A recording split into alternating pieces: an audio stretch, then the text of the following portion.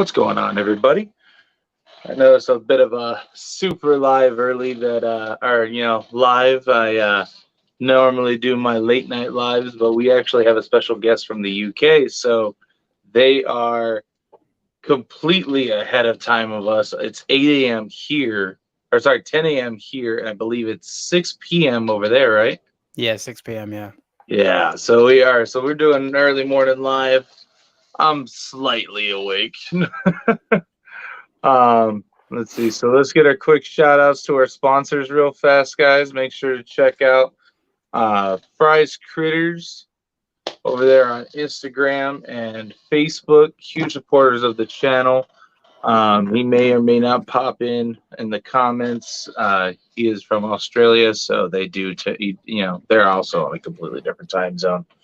Also, big shout out to Zilla Footwear for sponsoring the channel. They have some amazing merch, guys. Make sure to check them out.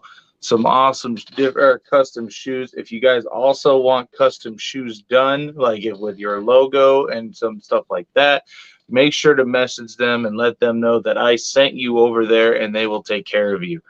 The first person that actually got some custom shoes done was a good friend of mine, Patrick from Graceful Serpents, and his shoes are coming out phenomenal. So definitely check them out, guys. Have some awesome different shoes. We got some blue tongue skinks, frogs, just about everything that you guys could want. But without further ado, let's get into this interview. So I'll go ahead and let you introduce yourself, Paul. So I'm Paul Burrows. I'm a reptile keeper out of the UK. I mainly focus and specialize on varanids. I've been keeping solely monitor lizards for the last 3 years now, but I've been keeping reptiles for probably the last 10 years. And I've been obsessed with them ever since I was born, really. So, yeah. So what all do you work with? Just monitors? Is there anything else that you keep, or just monitor species? So the bulk, I'll run through it really quickly. The bulk of my collection. So I've got a mangrove monitor, I've got a savanna monitor, I've got 4 Aki monitors, I've got 4 Timor monitors, I've got a peach throat monitor, I've got 3 green tree monitors, Nice. I've got 2 Varanus tristus, so black-headed monitors. 3 actually, tell a lie, but one's going to a friend. So I've got 2. Just trying to think about what I've got. I've got a bearded dragon, which was meant to be for my son, who's 5, but my bearded dragon is one of the most evil animals that I own, so that didn't really work out very well. I have a rescue corn snake. I've got 3 tarantulas, a scorpion, a couple of Florida katydids, a cane toad. I think that's it. I think that's all I have, and some baby Akis at the moment. That's awesome. Yeah, I think that's That's all I actually have. really cool. That's like a nice little diversity of monitors there. See, I love monitors. That's my big passion is monitors. We actually breed mangroves. Yeah, nice. And we used to have a ton of different ones. We had savannas, we had Niles, we had a couple peach throats, but they were rescues, and it was just a bad situation with them. I had to ended up having to put them down, sadly, because they were just too far gone. Yeah. And so we're actually waiting for a red Aki baby from my boy JTK Reptiles. Okay. He produced some babies over there, but they just hatched out super, super small, and they're growing really, really slow. So he's just making sure that they're 100% ready before he sends one my way. So I'm excited for that. Yeah, I no, they're think that cool. might be the smallest species I've ever worked with besides savanna monitors. Yeah, no, I don't know what localities of mangrove you have, but here in the UK, we've only really got Solomon Island, and my female mangrove, she's only 2.5 foot total length, so whole everything. She's 2.5 foot, and she's laying eggs for me. So she's an adult. Oh wow, Yeah, so I know the Indonesian localities, they can get up to 5 foot. that's what we have is that locale, and then Yeah. my big female, she's about 4.5 foot, and the male's about five, almost or 5.5 foot. Oh, nice. Yeah, yeah. No, Um, we don't have that. Like, I've spoken to a few since sort of putting myself a bit more on social media, I've spoken to a few keepers in the US. Mm. And you guys probably don't realize how lucky you are with the species diversity that you have in the way of varanids, because for us, we just don't have that sort of stuff. Like there's maybe 5 or 6 mangroves in the entire country. That's it. You guys only have 6 out there? Wow. If that, like above ground, there's probably a few that aren't posted on social media. Right. But there's only I only know of 5, not including mine. I only know of 5. Wow. In the entire country. And like I say, there probably will be more, but there won't be any more than say 20. So do you have are you able to get like a pair or like do a project with somebody to be able to breed that? Yeah, one of my friends, a guy called Ben Miles, he's got a boy. So hopefully when I move, I can get a bigger setup to be able to try and breed them. But it's quite hard because you need to get them in the window of fertilogenesis. So when they're cycling, I'm quite fortunate that I know my girl quite well. So I know her cues and her tells, but she's laid for this season. So I won't need his male until March time from next year. So hopefully I'll be moved by then and in a bigger space so I can give them bigger setups and be able to like properly separate them, because I don't personally believe in cohabitating Indicus complex.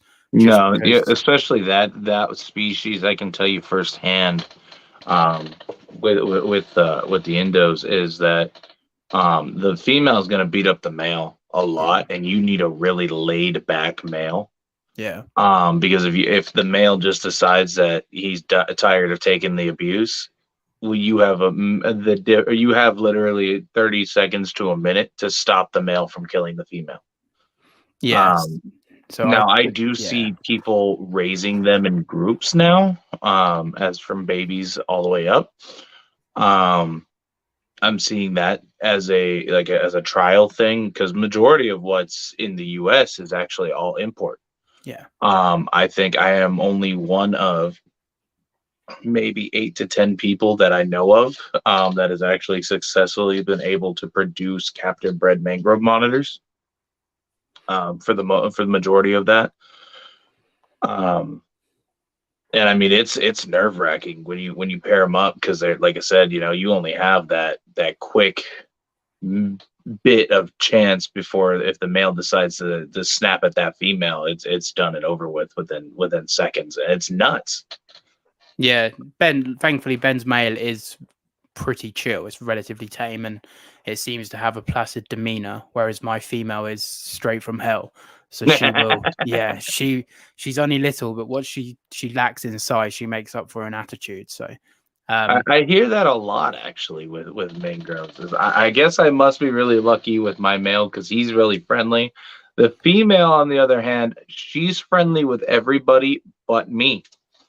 So my wife walked into the cage, because I keep mine outside, because they're so big, and we live in Arizona out here in the US, so like it's really warm out there. I've got misting systems, and then they are being outside, and being a species that likes to swim and dive down.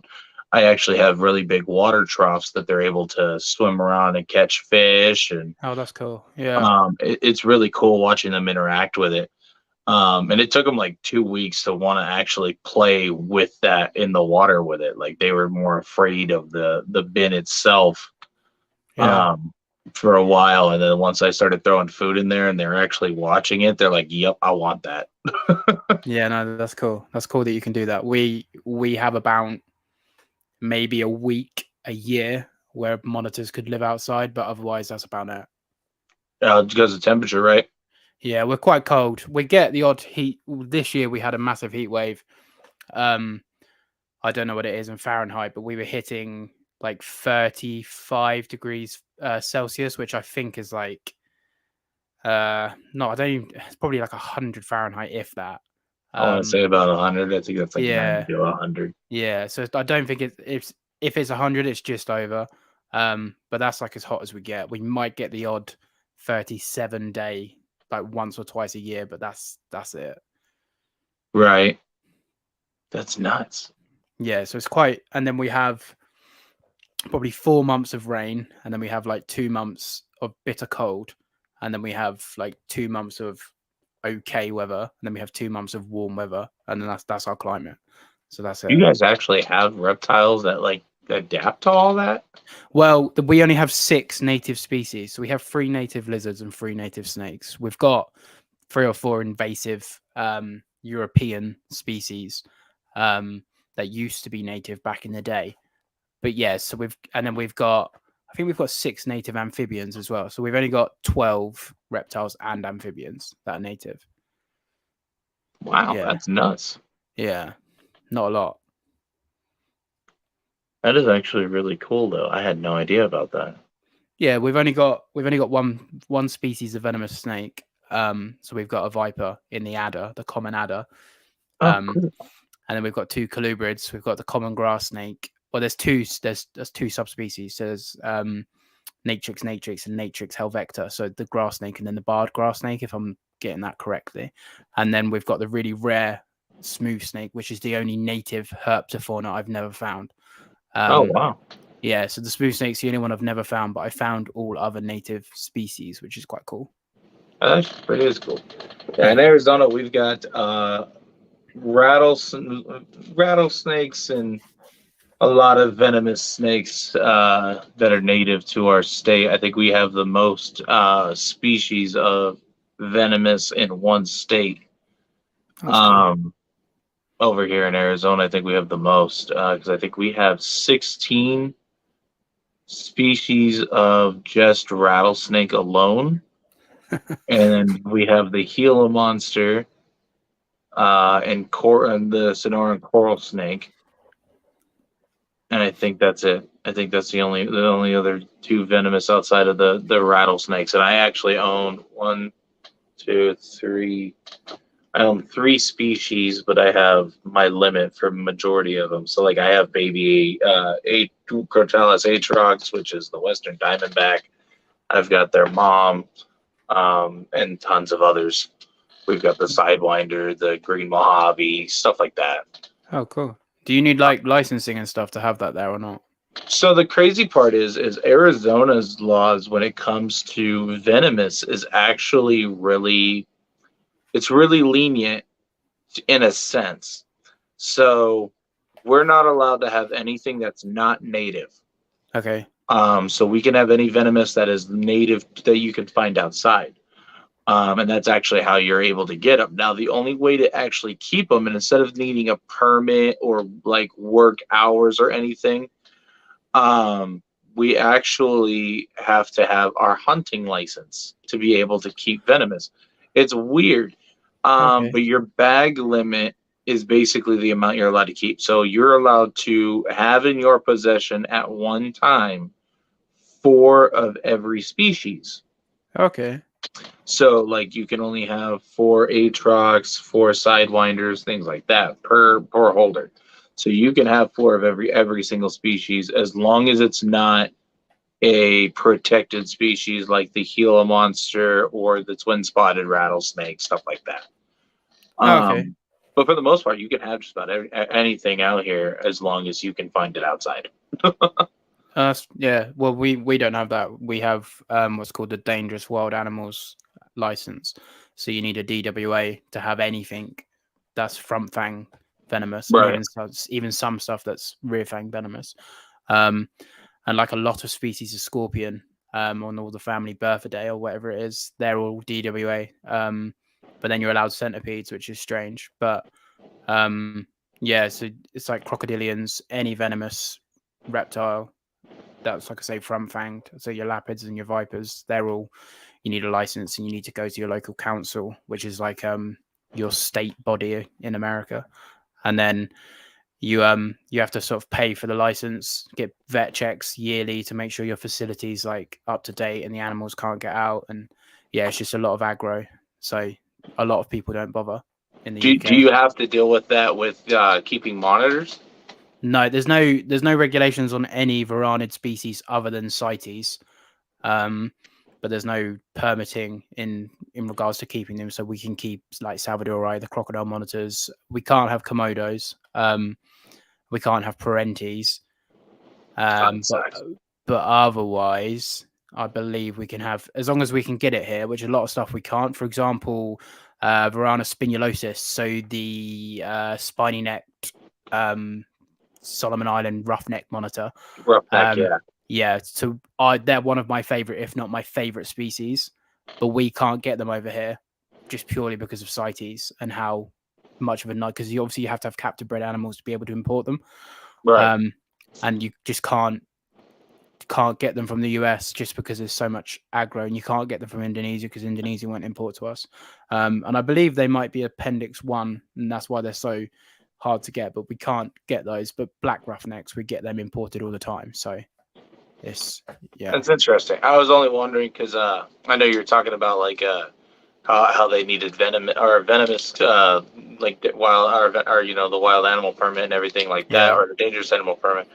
And I was only asking because I know certain species of Varanus have like kind of like a bacterial mold Yeah, where they know what they classify as venom. I'd say they're all venomous. If I'm, in my opinion, it's not.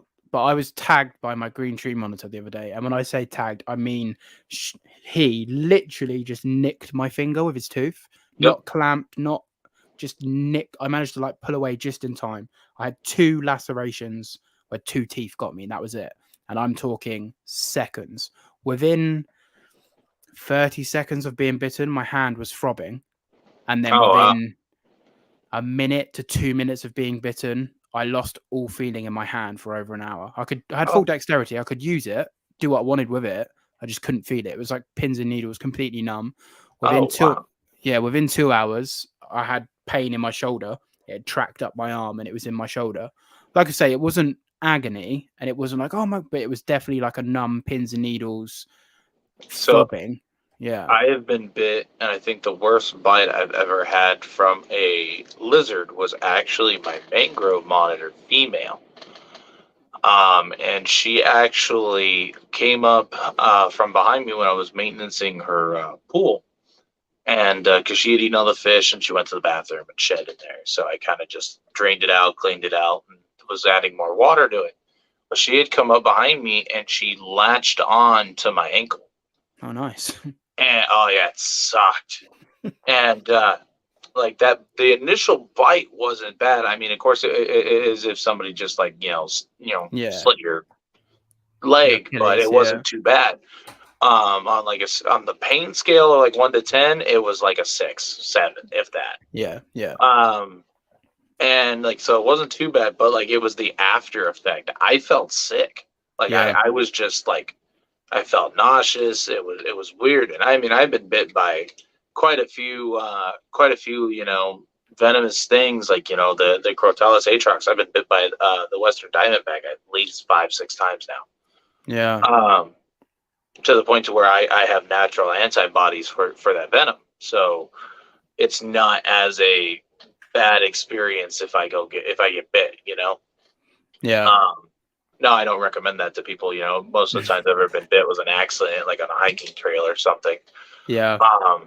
But it's crazy, like to think that a little lizard like that could put you put you out for like a week because it just makes you feel so sick just from one bite. Yeah. No, I like to say it's not factual. I know they've done studies on a lot of Varanus saliva. And they pretty much conclude that most of them do possess some sort of venom, but the delivery system is just so poor. Right. But if you look at most, like my mangrove's literally right there. She's a foot in front of me. Her Viv's right there, so I can see her perfectly because she's like her top jaw and her bottom jaw. You can see almost where venom glands would be, but they're not 2 sacs like a snake on the back of the head. They lace the whole lip. So you can sort of see where the lip's concave. And I think that's sort of where, because it's, like you say, but it must be there because I didn't get clamped onto by my green tree monitor. I literally just got scratched. And I was suffering from the bite for probably 4 or 5 hours. So let alone if it clamped onto me and physically held onto me for, say, 30 seconds. But then I've been bitten by Aki's, Timorensis, so the Timor monitors. I've had no effect, but it's like anything. like some people die from eating peanuts. So it just depends on how your body reacts to it. Yeah, exactly. Right on.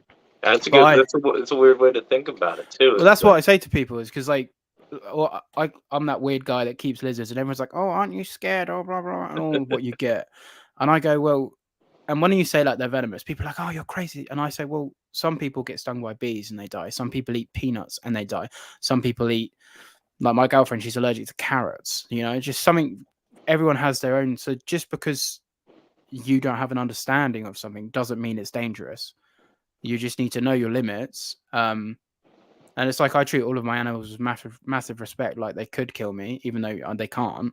I don't play stupid games because you win stupid prizes.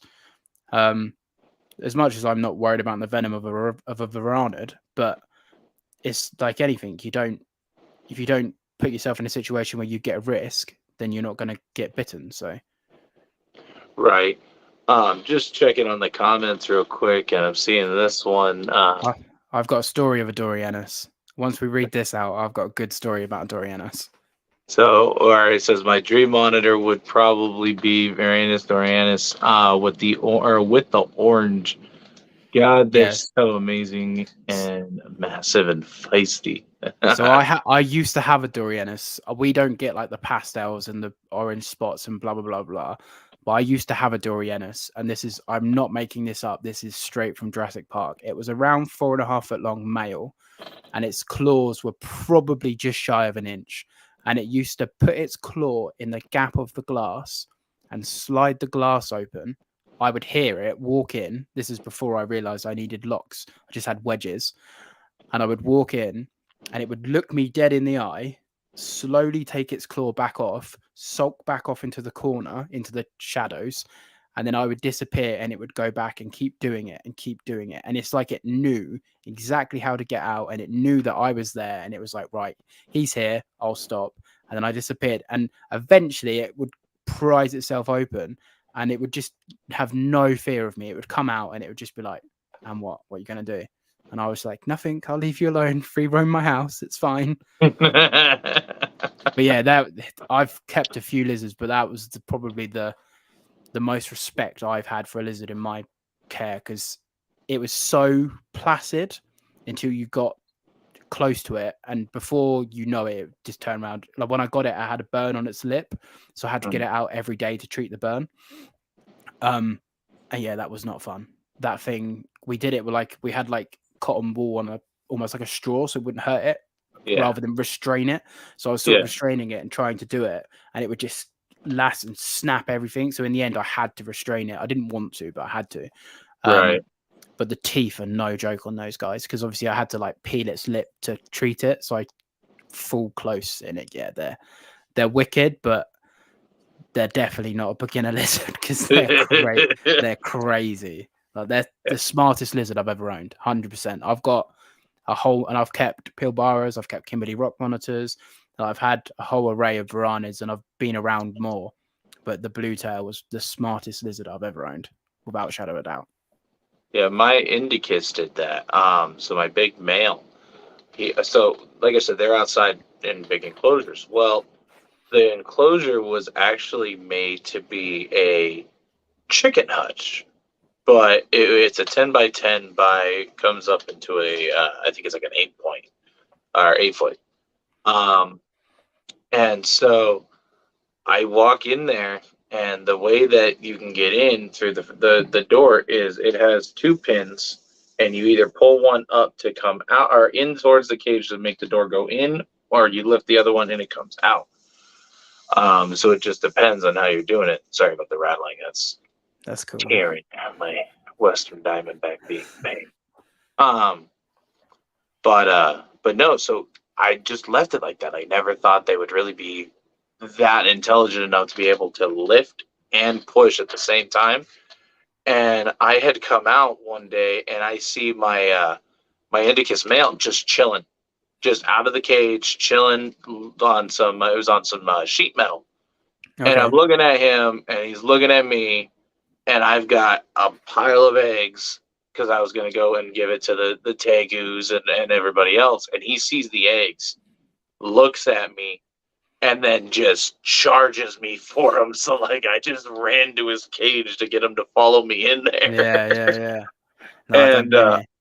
after he ate, I fed everybody, and I'm like, "How did you get out?" I'm walking around the pen. I'm walking around. And I didn't even realize that I ran into an open enclosure. Yeah.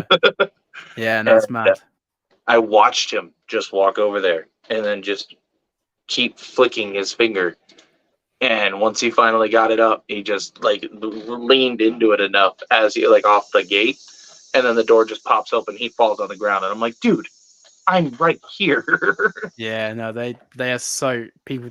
They're literally like owning cats. Like people don't give them like when you like you always see online that I've got a bearded dragon. I want to next step up. Everyone's like get an Aki monitor. But going from the intelligence level, nothing against bearded dragons, they're great lizards. But going from the intelligence of a bearded dragon to even just an Aki monitor, like there's different worlds. It's different worlds. For sure. Let alone getting into stuff like the tree monitors or the Indicus complex, because those guys make Akis look like bearded dragons. So, yeah. Let me see. What did you stick your tail in a fun? Oh, I see what you did. She flipped her water dish, and she's got her rattle inside the water dish, and it's a stainless steel water dish. That way I can pull it out, wipe it clean. Yeah. And she's rattling her tail inside of that, so it's amplifying her tail, the rattle sound. She sounds like she's smart as well. She knows how to be heard. Yeah, she's a pain. That's why her name is Karen. Oh, okay, yeah. I walk in here sometimes and it's completely quiet, and then all you hear is Karen. And I mean, we've got some monitors in here at one point. We keep the monitors in here during the winter time, like if it ever gets super cold. Our winters are like a mild summer. Yeah. We're maybe in the 90s or 100s when it comes to Fahrenheit during our summer. Arizona is always hot. Yeah.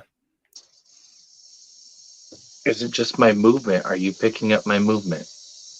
That's how we're gonna be, huh? I see you. Pain. Let's see. Casey Demangrove. What up, everybody? Luke, I'm sorry I missed everybody coming in. Bosa, what's up? Let's see. We have blue tails on Morph Market in the States. I'd buy one if I had the space. For now, my massive reptile will be my retic, though. Yeah, we've got retics. So that is literally the biggest animal we have is the retic. Yeah, they're for me personally, there's something I couldn't house. They're just too big. I wouldn't. This is a very controversial topic, and I'm probably going to upset a lot of people, but I don't think you can have retics in less than rooms just because they're that intelligent and that big. But yeah, so they need some space. And it's sad, like in my state, and I'm sure there's other states, but I'll use mine as a reference.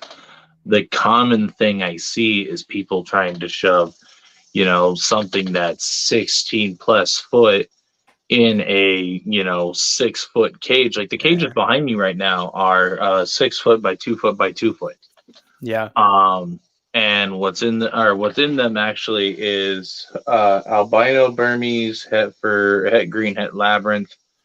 And they're not even that big. They're maybe 5 foot. Yeah. And then this one is a hypogranite female. And then down here at the very bottom under there is a golden child reticulated het for purple female. And she's only 5, maybe almost 6 foot. Yeah. So she's almost as big as the cages. But she's not obese, so she's still got time to where she can stay in there for a little while. Yeah. As to where, like in our other reptile room, which is actually my bedroom, I have to have basically a cage that goes wall to wall. I haven't even measured it. Yeah. And it had to be assembled in that room just for that one retic, and her name is Lucy, short for Lucifer. Yeah. And she hates the world. She's one of those that I don't know if you guys have ever seen the video of Brian Barczyk having to feed his retic. He has to throw the rodent or rabbit to Yeah, the. I've seen it. Yeah, I have to do that every time. And feeding day was just the other day, and I actually have to, instead of tossing it, what I do now is I use this and I'll hold on to the rabbit, and I can stay a considerable amount away from her, so that way she doesn't try to get me, because she definitely will. Yeah, I think that's the problem with not a problem, but that's the problem with retics is they're so available, especially in the States, or at least so I've seen. I'm in the UK, but they're very available here, so I imagine they're even more so there. But any Tom, Dick, or Harry can buy a snake that's capable of getting 16, 18 foot, and it's not a. I don't believe they're man eaters, but they're definitely capable of killing a man. And it's kind of scary that anyone can just buy that, because if you don't have the knowledge or experience or space, you're going to end up with a very dangerous animal. At best, you're going to need stitches, and that's if you're lucky. Oh, 100%. I agree with you with that. You know, it's we did a live last night on my friend Flexing and Finessing Reptiles channel, and we had actually brought that up, that there's too many uneducated sales like at expos and stuff. Like just my most recent expo out here in Arizona, there was a guy that was selling baby retics, and I see a little 13-year-old running around super excited with a retic, and I'm like, Yeah. wait a minute, Yeah. who'd you get that from, and do you even know what that is? And he's like, oh yeah, dude said he was super cheap, and he's like, he only sold it to me for $80. It was just a normal. And he said it's gonna be a cool snake, and I was like, you don't know what that is? He's like, it's a reticulated. I was like, do you know how big that gets? He's like, no. Yeah. Shit. It's bad. So I then, explained to him, I explained to the kid, and then he told his dad. His dad was like, we going back to that booth. You ain't keeping that. At least his dad had sense, because the problem is, you see it time and time, not just retics, and I don't want to give retics bad names, but any big reptile, you see it, or any reptile that can be defensive, you see it time and time again. They go into hands of people that aren't capable, and that's no disrespect to people. Everyone can be. Just do your research. But Yep. you'll get a retic, for example. Say that 13-year-old kid, he gets his retic in 2 years' time, 3 years' time. Oh, let's just feed it every week. Yeah, big as we can. All of a sudden, the retic's 12, 13 foot. Then he's not held it in the last 2 years because it bit him when it was like 2 foot. And now you've got this 12-foot retic that he's petrified of. Yep.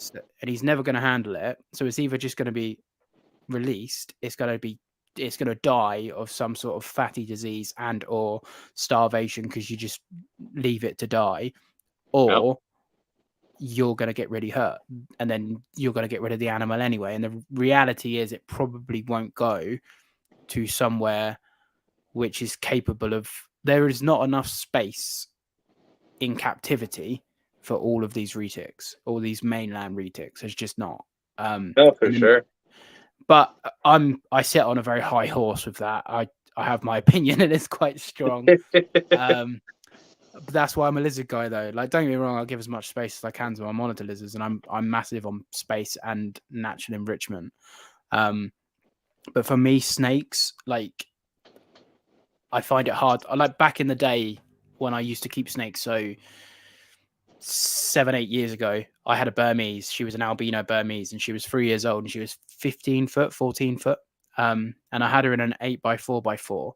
And when she was coiled up in the corner, she looked tiny. And I was like, oh, okay, this cage is massive. And then when she stretched out, I was like, oh my God, I feel so sorry for you. But the staple at the time was, like you said, it was 6x2x2s. Yeah. So how long? Yeah, it probably would have been 7 or 8 years ago. This would have been. But she was a puppy, an absolutely amazing snake. Absolutely loved her, adored her. Like, she was great. And I ended up having to rehome her because I got divorced and I had to move back in with my parents, and my parents wouldn't let me keep any of my reptiles and blah, blah, blah. Yeah. So my parents have a lot of feeling. They have a lot of land. And I said to them, can I like buy a shed or a big cabin and put it on the land and put my animals in it? And they were like, no. So I had to get rid of everything. But yeah, just on the Burmese, like, if she was I felt bad that she was in an 8x4x4. And I couldn't have given her more space because of all the reptiles that I had. But I feel like a lot of people sacrifice space for snakes because they don't see them as energetic as lizards, and I feel sorry for snakes. And yeah, I agree with that, Zach, 100%. Boss monitors, so Savannah monitors, boss monitors, the minimum is 8x4x4. In my opinion, you need 10x6x6 really for a male if you're keeping it correctly. Because again, the problem with boss monitors is everyone just feeds them rats and mice and chicks, and then 99% insectivorous. So they get big quick, and then the problem is with them, they're so lethargic because they're so fat and people aren't keeping them hot enough. So you need like 150-degree hotspot, and people aren't keeping them that hot, and they're fat and lethargic. So they're seen as these puppy dogs. But if, like, my boss nearly a year old now, and he tries to bite me every time I go in there, just purely because he's so food driven. It's not because he's aggressive. He's just like, am I being fed? Am I being fed? And that's what you want Savannahs and boss monitors to be. Just purely because if your monitor's not doing a lot, something's wrong. Something somewhere is wrong. If, for the most part, if a monitor's not doing anything, you're either feeding it too much, you've not got it hot enough, something's wrong. So, yeah. Yeah, it's 100%. I agree with that. You know, the most common thing I see with Savannah monitors is obesity. You know, and you know, people are always doing what is a chicken liver, or just wanting to see it be like a, you know, eat like a garbage disposal. And I mean, given the opportunity, they will. Yeah. But the issue is that's not what their body's made for. They're insectivore. That's why they're able to burrow. That's why they're able to dig super deep down, and you know, they're able to forage for that food. And to prove a point, I had walked around with I had a large male, and you know, to prove a point, it was one of the rainy times, so like I knew like worms would be out. Yeah. And so I flipped a board, and he went nuts because there was worms all over the place under that board, and he just started going to town. He had a whole buffet. And I mean, people were like, "Oh, I didn't think they would actually eat that," blah blah blah. So I just gave him chicken liver. And the most common thing I see with that is, with obesity comes, and especially in Savannah monitors, is the fatty liver disease. Yeah. Yeah, it's not to shameless plug myself, but I will because I'm here. But I've just done a podcast with Eric from Tyranitar, the Los Campos, I think his name is. I'm gonna forget his last name, so I'm sorry, Eric. But Tyranitar the Aki on Instagram. I've just done a podcast with him, and he's a vet in Florida, and we speak a lot on obesity in monitors. And the problem is with reptiles, not just monitors. The problem is with reptiles. Unless they're severely obese, then you're too late. But if there's an issue, you can't see it because they're still wild. So they hold their issues in. It's like cats do. You don't know your cat or your reptile is sick until it's almost too late. Yeah. Unless, like I say, unless they're obviously fat, then you can see that your reptile's fat. But that's why it's so important to know your animal and know their ins and outs and know their personalities and know their quirks and know your limit, in the sense of, I think myself included, we're so guilty of being in the reptile hobby of going like, I need this, I need this, I need this, I need this, I need this. And then you end up with like 300 animals.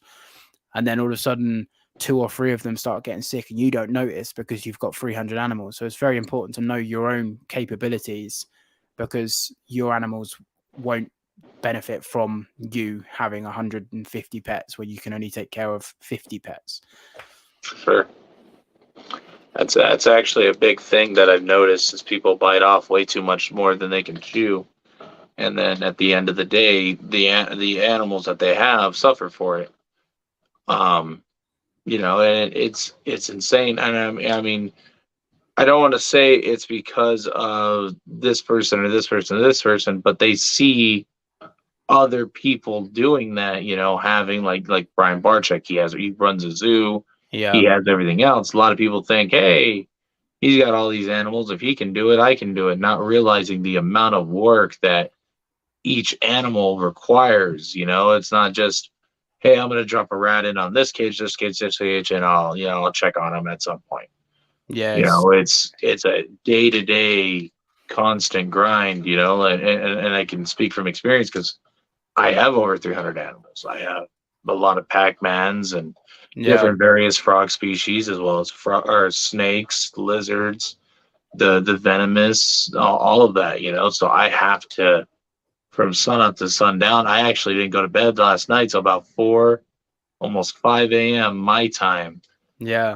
because I was outside making sure that all the cages were cleaned outside and that everything was ready for the lizards. And by the time they get up in the morning. Yeah. No, I'm the same. My philosophy is that one, you can't be a bad keeper as long as you're willing to change to benefit your captive. Because the No. amount of times you see people, I've done it for 30 years and they're fine. Like for me, probably just because I'm new age, I'm 28, I've not been in the hobby for 30 years, I've been in the hobby for 10. So for me, if I see one of my animals is suffering or could have something better, why would I not? It's not my right to have all of these lizards in boxes. Let's be honest, that's all they are. It could be the biggest box in the world, it could be the smallest box in the world. It's not the wild. Half Right. of the stuff I keep is probably wild caught. My peach rope, which is behind me, is probably wild caught. My mangrove is probably wild caught. My 2 of my tree monitors are probably wild caught. So my Ackies won't be. My Savannah monitor definitely will be wild caught. They all are. Right. So they didn't ask to be taken and put into little boxes, which is what it would be in comparison to the Savannah of Africa. Right. So the least I can do is try and make their 15, 20 years in captivity the best as possible by giving them everything I can physically do. So make sure they have correct lighting, make sure they have correct heating, make sure they have a big enclosure, make sure they have the correct diet, make sure they have fresh water. And it's not easy. Some days I think I just want to give up, but I've got animals. I can't, you don't get a day off when you've got animals. And people that have busy lives, like everything suffers because I have animals. Like my girlfriend hardly sees me because I have animals. And my son hardly sees me because I have animals. Like work, I can't fully apply myself to it because I have animals. So if you want to have more than say just one pet, you really need to think about like the consequences. Like I can't go on holiday because I have animals. So yeah. Yeah. I'm trying to establish more of a captive breeding with wild caught. Is the big, actually, like that big discussion yesterday was, there's so much being imported in the US and overseas that we're pulling more from the wild almost every week. Yeah. And so if we could I don't want to say mass, but if we can continuously reproduce that in captivity, then we don't have a need to or keep pulling them from the wild. But not on top, not even just that, but if we can continuously breed them in captivity, it's a great insurance colony for that species now. Yeah. Because if something happens to like let's say the rhinoceros iguana, yes, it's critically endangered. They are now being threatened. They've been that way for a while now. Yeah. So it's estimated that they will go extinct by the time my oldest hits 18, and she's only 6, almost 7. Yeah, scary. And it's scary because I would love to travel to where they are and actually see them out in the wild and do see how they interact out in the wild. But the plus side of that is there's so many being bred in captivity that if they go extinct in the wild, they will never truly go extinct. Yeah. So that's the great part of having insurance colonies. Yeah. Just like the Chinese black alligator, that they're losing habitat. They're having to battle actual larger sized crocodilians for habitat, as well as people. Yeah. And so we have small insurance colonies here in the U.S. And actually, my state actually is one of the people that actually has, I think, 1 male and 2 females for that specific species. Oh, cool. So it's pretty cool to see that.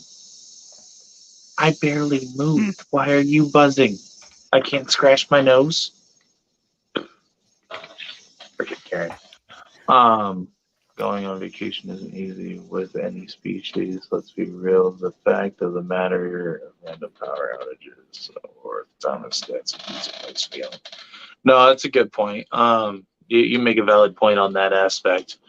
That's why I if I ever go out of state again to do anything like that, I will have somebody coming in and checking on my animals constantly. And now it kind of works for me because I have my good friend actually lives down the road from me now, so it's not that hard. That's handy. Yeah, to be honest, my immediate circle, none of them are into reptiles. So my mum, bless her, if I do go away, my mum will come in and I'll sticky note like everything, and I'll be like, right, do not open this cage fully because it will try and kill you. This cage is this cage is completely fine. This cage is fine. Check water here, and I hardly ever go away for more than like 3 or 4 days. Right. Just because it's just not like all of my setups are sort of set up with multiple basking spots. So if I do lose a bulb, then it's not horrendous. But again, I don't want that suboptimal care. So if it goes, I want to change it that day. And silly stuff like that. Like if there's, for example, poo in the water, I need to change that that day. Just silly stuff like that. But on the sense of wild caught animals, for me, my personal opinion on that is if you have a wild caught animal, you should try and breed it. So its sacrifice to come into captivity is worthwhile. Now that's a hard thing to take because, for example, savanna monitors, to my knowledge, I only know 2 people that have ever bred them consistently. But there's a big demand for them. So, and then it's also the hard side of, like you said, there is no wild, and that's because of the people, as in people either poaching them or people destroying habitat. So it's like a Batanta, where the blue tree monitors are from. I don't know off the top of my head how big it is, but it's a tiny little section of the like archipelago of that area. One tsunami and they're gone. That's it. They're just gone. So it's important that, like my mangrove monitor, I really want to breed her. It's very hard in the UK because, like I say, I know one person that I can potentially have a breeding loan with. But because the UK have now left the European Union, so we can't get monitors from mainland Europe easily. If no one breeds them in 30 years, mangroves, peach throats, quince monitors, roughneck monitors, stuff like that will be extinct in the UK hobby just because they're so hard to get now. Right. It's the same as Timor monitors. Like I have 4 Timor monitors. Mine are all first generation captive bred, parents from the wild. And I'll be honest, I never see them. It's an empty enclosure. But I know if I don't try, then most people won't try either. And then in 30 years, we won't have any Timor monitors. So I think there's 4, maybe 5 pairs / trios of Timor monitors in the whole country above ground, which is not a lot. So to get all new bloods and to get these people breeding them, and I need to be able to breed them and speak to other breeders so we can swap bloods to assure a good population rather than just get greedy and sell them to the public because they're rare and they're worth money. For me, I'd rather give half my clutch to another breeder in hopes he'll return the favor. So in 30 years' time, they are everywhere.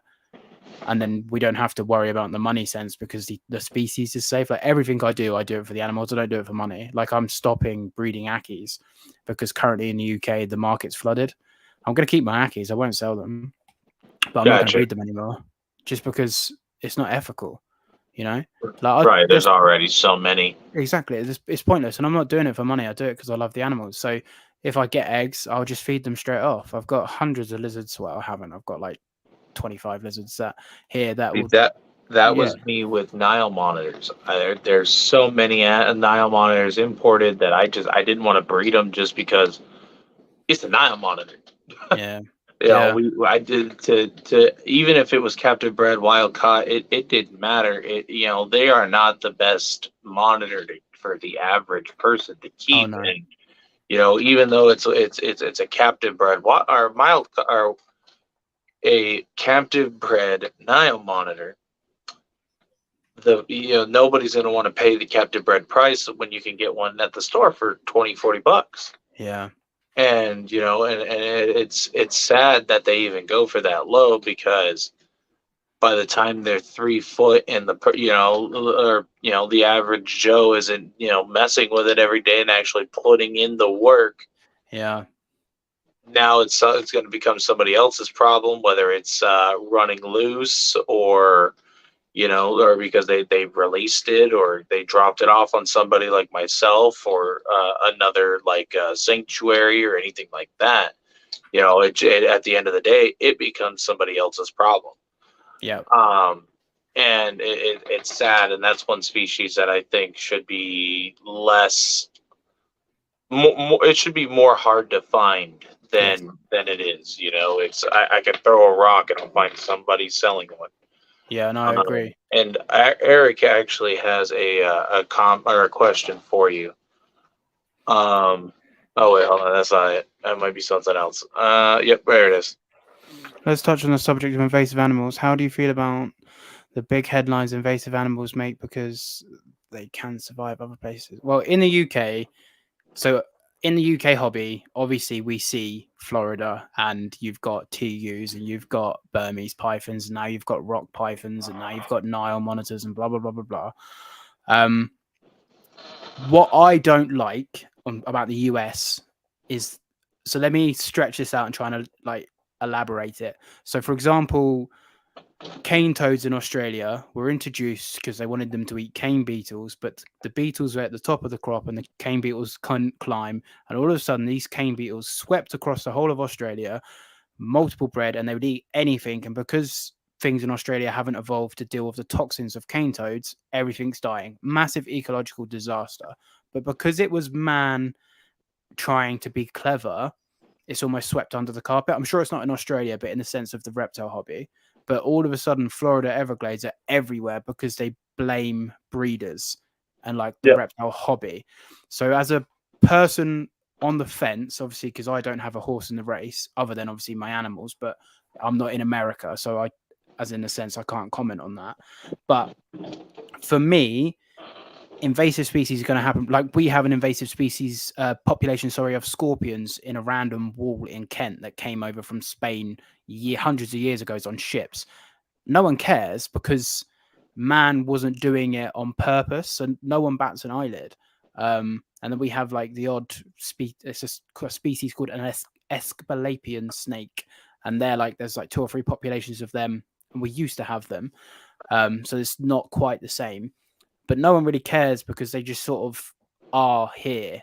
But Florida, for me, you guys seem to get, as in the States, and the hobby in the States gets a really bad rap because it's the reptile hobby causing these issues, rather than, oh, we've got an issue with some sort of bird, let's introduce these snakes. Oh God, they've taken over the Everglades. I don't think anyone would care because scientists have made that decision. So I don't agree with that. And then in the sense of invasiveness, don't get me wrong, it's bad because obviously your native species are suffering. So of course it's bad. I don't think I've never been to America in the sense of, I went to America when I was 15 and we went to Disney. I caught an anoles, and that was the sense of my reptile adventure. I'd love to come back one day, but your gun crimes put me off, if I'm honest. But anyway, that's a story for a different day. It's obviously really bad. It's obviously a detriment to the environment, but to my knowledge, nothing's going to change now. So I don't see why they're trying to take away everyone's reptiles when the issue's already happened, and they're trying to take away reptiles. In, to my knowledge, again, I'm green to this. They're trying to take away reptiles in states where the reptile they're trying to take away can't even become invasive. So it just doesn't make sense. I don't know if that's answered the question. Yeah. I mean, it's up for interpretation. He kind of left it open. He left how you feel about that, that headline in general. So I mean, you answered the question pretty good. And to touch on that subject of the states that are actually battling for the rights right now, like you said, Florida. You know, right now they're trying to stop the breeding of the diamondback terrapin, which is a beautiful turtle that is actually found in the Everglades out there, or found out in Florida.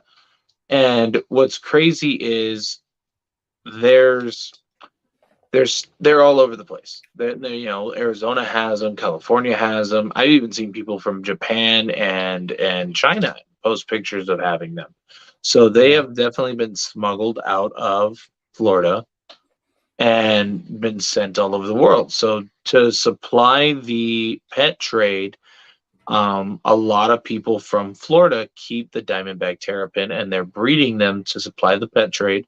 So that way, none really need to be smuggled out of there. And then to further that, the now Florida is pushing back, and they're like, no, there's no reason you should have this. So USARK actually gave a go ahead for a branch of USARK Florida because they actually are they're state specific, so that way they have somebody on the ground full time to battle for everybody's rights, because what happens in Florida affects everybody. Like right Yeah. after they banned the tegu, um and of course they banned iguanas and everything else, but every other state went to bandwagon onto that. You know, like South Carolina actually did ban tegus right after, so did Alabama. Yeah. And I believe Arizona tried and California tried. There was a few different states that were like, well, hey, we have that same problem of invasive animals that could possibly be invasive here. Yeah. If Florida can do it, we can do it. And we were able to get or push the other states back. But what happens in Florida is, you know, is it affects us all, you know, especially. And what's crazy is what I see happen in the U.S. will ripple to other countries Oh yeah, 100%. Yeah. like Canada, UK, Yeah. Australia. It's crazy. Yeah, it will. Yeah. Um, so what we're to just to not want to mean selfless plug, but on this Saturday we're actually hosting a fundraiser for USARK Florida. So we're gonna do a live auction for reptiles, some swag packs, things like that. And we will be all the proceeds go straight to USARK Florida. We actually have the face of USARK Florida, Daniel, who will actually be on live with Nice. myself and my co-host, Patrick from Graceful Serpents. And I give credit where credit is due. This was actually a lot of Patrick's idea, Yeah. but he just really needed the help on hosting a fundraiser, so he asked me to help him out. Yeah. Good for you guys. Yeah. Good for you.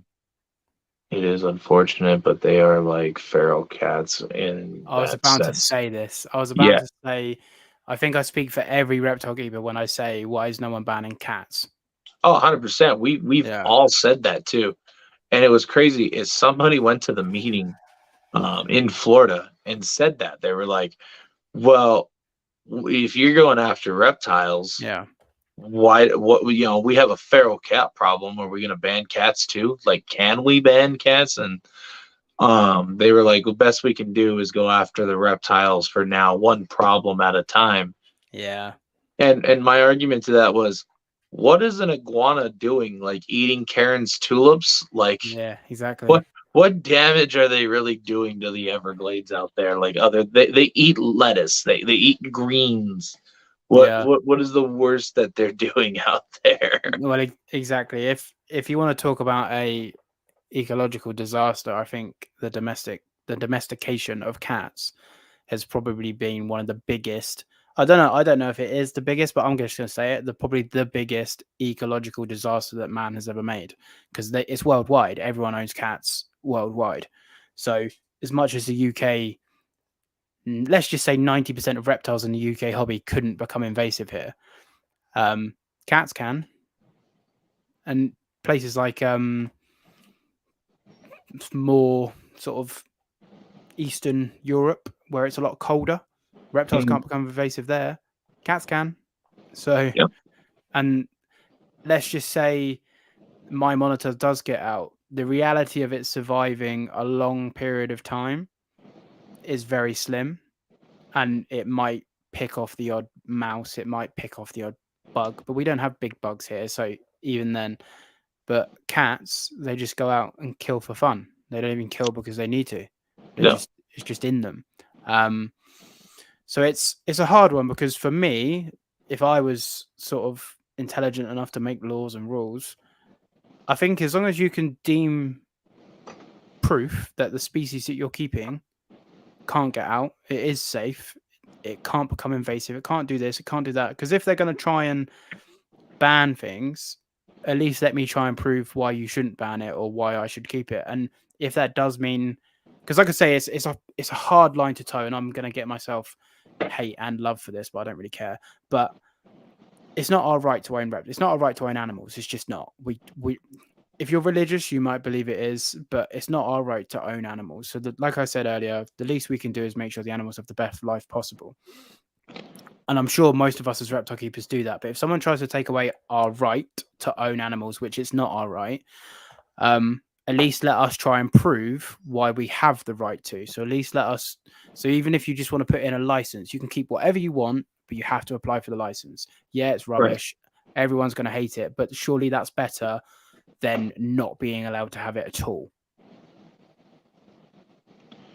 Yeah, no, I agree. I mean, it's insane. Like I and myself, I've been doing this for 17 years, and I've been keeping breeding everything for about 17 years now, and I myself can't even get a permit in our state because our state refuses to give them out for any reason. And I do educational shows, I do everything, and they still do not want to give any permits out to anybody to have anything for education. So like that was how I was justifying, like, okay, well, I do educational shows, so if I'm teaching kids about these animals, why can't I have the educational permit? Because then that will broaden what I can have in. That actually allows me to have crocodilians and things of that nature, and some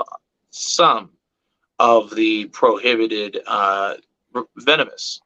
And that's the issue, is they don't want anybody to really have them. Yeah, it's a hard one because I can't comment on America because, like I say, I've never lived there. But the UK, if we want to do educational shows, we have to have a license. It's what's it called? It's basically to prove you're not exploiting animals for money. That's pretty much, and you have to get. So, I guess PETA would be the American version. So there's something over here called the RSPCA, and they're pretty much the American PETA.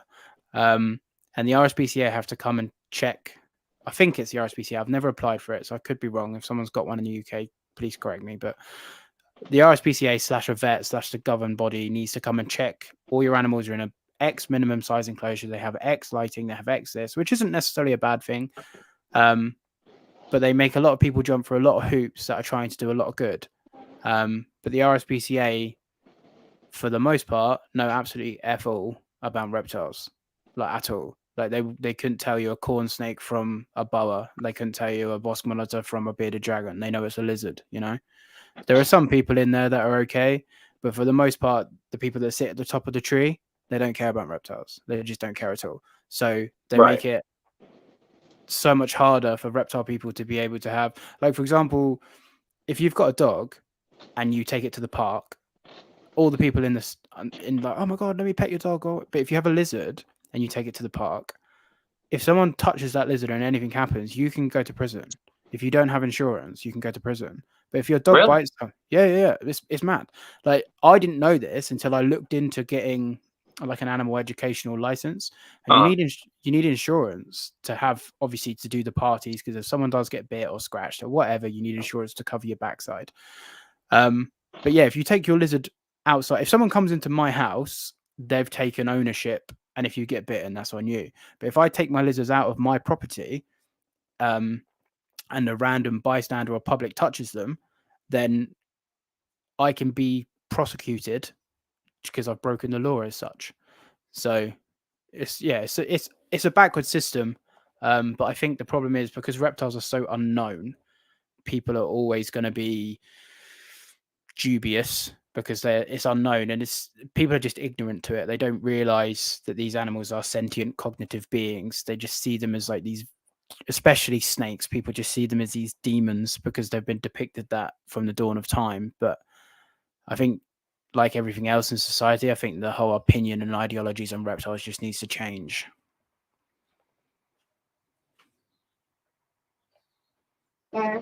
Sorry, I'm listening. My son's just in here talking to me. No, it's cool, man. It's cool. He just woke up, so he comes in. He's like, "What are you doing?" I was like, "I'm live." He's like, "It's so early." So early.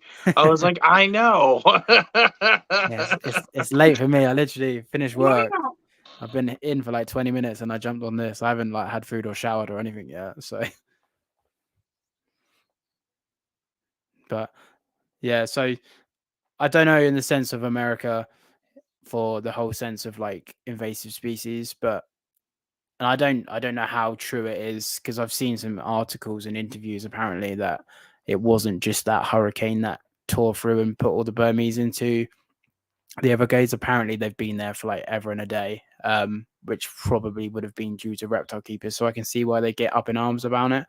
But like I say, no one mentions anything when scientists try to do it with cane toads or anything like that. So I think there's a lot of hypocrisy at the top, but we at the bottom just sort of feeding can't really have a say in it. So I think we just have to do all we can to show ourselves as good people and good keepers, and don't attack people and don't be like, oh, it's my right to have this, and get all annoyed and get upset. I think you're better off just being civil and being polite, because in the long run it will probably benefit us as a hobby rather than glorifying violence as well as bad keeping. I think that's just a recipe for disaster.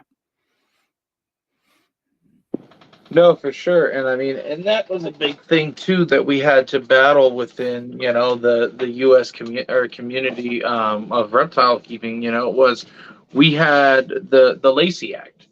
Yeah. And there was so many people contacting, their senators and stuff, and that was fantastic. You contact your senators, you let them know you're not for it. But everybody said, be polite. Just copy and paste what you were or from what USARK put up. It had the 3 talk points. Yeah. It was a great letter, and it was very professional and very respectful. Yeah. Not everybody listened to that. There That's was those people that were like, "F you, F this. I can't believe you support this," and and that type of behavior. Granted, yes, we all feel that way. But there's a right way to do something and the wrong way to do something, and we try to explain that to everybody. But again, we can't control what people do. There's the good and the bad with everything. Yes, there's the good keepers, and then there's the keepers that make us all look bad. Yeah. Especially when the bad outshines the good. Yeah. When the media sees, like, let's say I've done a ton of educational shows. I go to schools. We've actually done. We brought animals to a hospital, and and I'm insured because in the U.S. to do educational shows you do have to have insurance as well. Yeah. I don't think it's that severe to go to prison though. But no. Like I said, I don't think you'd go to prison, but there's a chance you get sued, and if you don't pay, you don't instantly go to prison. But yeah, it's just instantly your lizard bit someone. Prison, send him to prison. Crazy lizard guy, send him to prison. Yeah, I don't think it's. I mean, it might be, but I don't think it's that way. You can get prosecuted, and you can take into court, and if you lose, and don't blah blah blah blah blah. So yeah. But yeah, no, but we're insured, and we go and do all that. And what's crazy is I don't think I've ever, and I mean, there has been cameras around, like news cameras, but I don't think we've ever hit the news doing good with reptiles. No. But say one of my animals gets loose and somebody, sees it, takes a picture of it, I guarantee it'll be on the 5 o'clock news, Yeah. and it's insane. Yeah, I say to people all the time, people are like, when I say about my lizards, people are like, oh, you're not worried about them biting you? I was like, I'll be completely honest. I'd rather be bitten by anything that I have than be properly bitten by a dog. And if you look Yeah. at the statistics, dog bites, reptile bites, especially in the UK, because we'd hardly have any native species, and two, obviously the US has a lot bigger population than the UK, and then you think there's such a niche. We're growing in numbers, but say 20% of the population in both countries are reptile keepers. Obviously, you have a lot more numbers, so there's a lot less reptile keepers here. So we're going to get a lot less bites than dog keepers because there's so many dog keepers and so many cat keepers. So in the instance of a dog causing harm, unless it's something severe and a child, it doesn't make the news. Like if a dog mauled me tomorrow and I lost my leg, it probably wouldn't make the news. But if, like you say, I lost my finger to a lizard, local man loses his finger to dangerous, crazy, wild animal or something like that. Yeah, no, and I agree. That's exactly how it is. It's sad. Like I reached out to one news crew because I was doing a big educational shows for 2 hours at a school, and it was for grades K through 8th. And so the 1 hour was for half the school, and the other hour was for the other half. And I actually reached out to the school, and they're like, "Oh, or not." I reached out to the school, and I asked them, I was like, "Okay, if I was to invite a news crew so they could see what we do and promote good, husbandry and everything else for shine some good light on the reptiles. Yeah, would you guys be okay with that?" They were like, "Yeah, we're fine with it. We're perfectly okay with it." yeah. So I contacted them. The first response I get back, "Oh, is somebody going to get bit?" Yeah, says it all, really. I was like, "Really? Really?" Out of the whole big thing of like, "Hey, I'm trying to shine some good light on reptiles with all the negativity going on. This would be really good. This is what we're doing. You're invited to come. Da da da da da." Yeah. And I even stated like whoever comes out, I would allow to hold some of the animals, and they kind of shine a good light on them. No, is somebody gonna get bit? No. Yeah. Okay, then we're not interested in coming out. That was basically like the gist of how it came. I was like, that's insane. Yeah. I know America's media is like on steroids in comparison to the UK's media in the sense of glorification. There's I don't know their names, but they're called Celtic Reptile and Amphibian, and they basically breed native species, keep them all outside, keep it all correctly and blah blah blah, and do a great job in breeding and promoting reptile welfare for native species and repopulating and stuff like that. And they've had a couple of good news like reports and how they say that they're doing a good job and they're doing this and they're doing that. So I'm trying to think if there was a Burmese loose recently, I think, on someone's roof, and that made the news. Yeah, sadly it fell and died, but I don't know. Yes, there was a great big. I'm pretty sure it was a Burmese. Somehow I didn't see it through social media. It was sent to me through one of my friends. So it can't have made the news that much because it wasn't like all over my social. But apparently, again, it's hard for me as a UKian to sort of relate because I imagine in America there's stuff going on, especially with say venomous, because if like you say anyone, by the sounds of it, anyone in Arizona can own venomous as long as it's native. Yep, as long as it's native.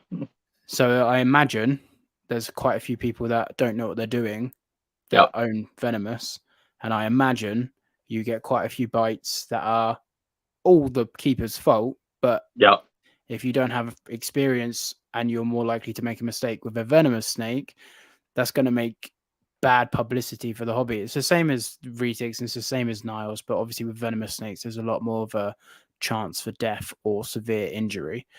But in the UK, we don't really have that. We have retics and we have Niles, but there's such a niche population of them that they hardly become mainstream.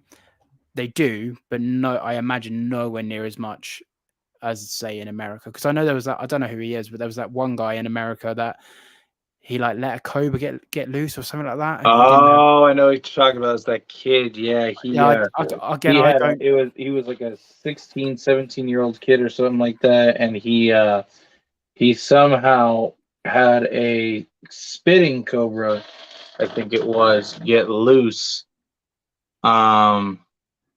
And wasn't supposed to yeah, have it either, I it was supposed to be. remember that was like a huge uproar after that, because people were just freaking out. And I mean, they have every right to, there's Yeah, a exactly. freaking, Yeah. there's a freaking cobra on the loose. Yeah, no, exactly. Yeah. And he did, and if I remember correctly, I think the biggest issue that they had was that he didn't even report that it was missing. Yeah, and I think Um, it might have been the media twisting it, but I think he wasn't supposed to have it either, was he? yeah, I think he was allowed to have it. It was Oh, just okay. the way he was keeping it wasn't supposed to be that way. Oh, okay. Yeah, zebra spitter, and he was at least 18, I believe. Yeah, I was about to say he was like between 16 to 18. He's a young kid. Yeah. But I mean, it was that I remember that. And like you were saying in Arizona, like all you need is a hunting license. So there's tons of people that really don't have the hands-on experience with them, and just thought, hey, I could keep this with my hunting license. I'm gonna go find one, and then goes and picks one up. And there was this guy, and he was just a cocky guy, and he kept telling everybody he's gonna get a venomous, whenever he finds it. So we all hoped that he would never find one. Yeah. The only thing that sucks is if I take somebody down or to like a herping spot, I know one road where I will find, and I kid you not, we found 20 rattlesnakes on this one road. Yeah. And it was just insane. And so we all we as in like the general we of Arizona people, were just hoping that this guy wouldn't find one. Well, he ended up finding one. He had it for less than a month before he was trying to free handle it. Yeah. And he not only free handled it, but he kept it semi close to his face. And I don't know the entire story of it, other than at the end of the day, he got two big fangs right in his cheek. It's hard because he deserved it, but 100%. for all of us reptile keepers, we're just like, one, what an idiot, and two, it just puts such a bad light and gives people at the top of the tree more ammunition to eradicate reptiles when you've got people doing stuff like that. So I don't envy you in America, because we have our own little stuff here, and I agree with you, once America falls, then it will just keep going and going. Right. I do agree with that. Like, people in the UK or Europe, they're like, we're fine. Like, we are now. In 5, 10, 15, 20 years, will we be? Like, who knows? So I think we, as a united front, as a hobby, need to just cut the rubbish and stop being like, oh, he does this and she does that and he breeds this and he breeds, and just literally be like, yeah, good for you.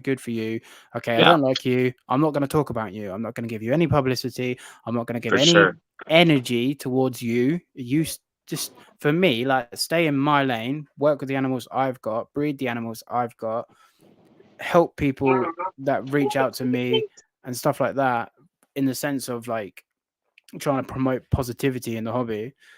But I feel like a lot of people feed into the negative of the hobby a lot more than they do the positive, which is sad, because again, it's like when I first started keeping monitors, the monitor community was very much like, no, you can't keep monitors, you don't have any experience, you can't have. And it's like, okay, I agree with that, but how do you start when you don't have experience, and how do you get experience if I'm trying to talk to people and you're just literally throwing me out the door because I've never had a monitor before? Like, I'm not an idiot. Like, I've researched these for ages, but the problem is you do get people that go, I've never owned a Lizard before, let me buy a Nile monitor.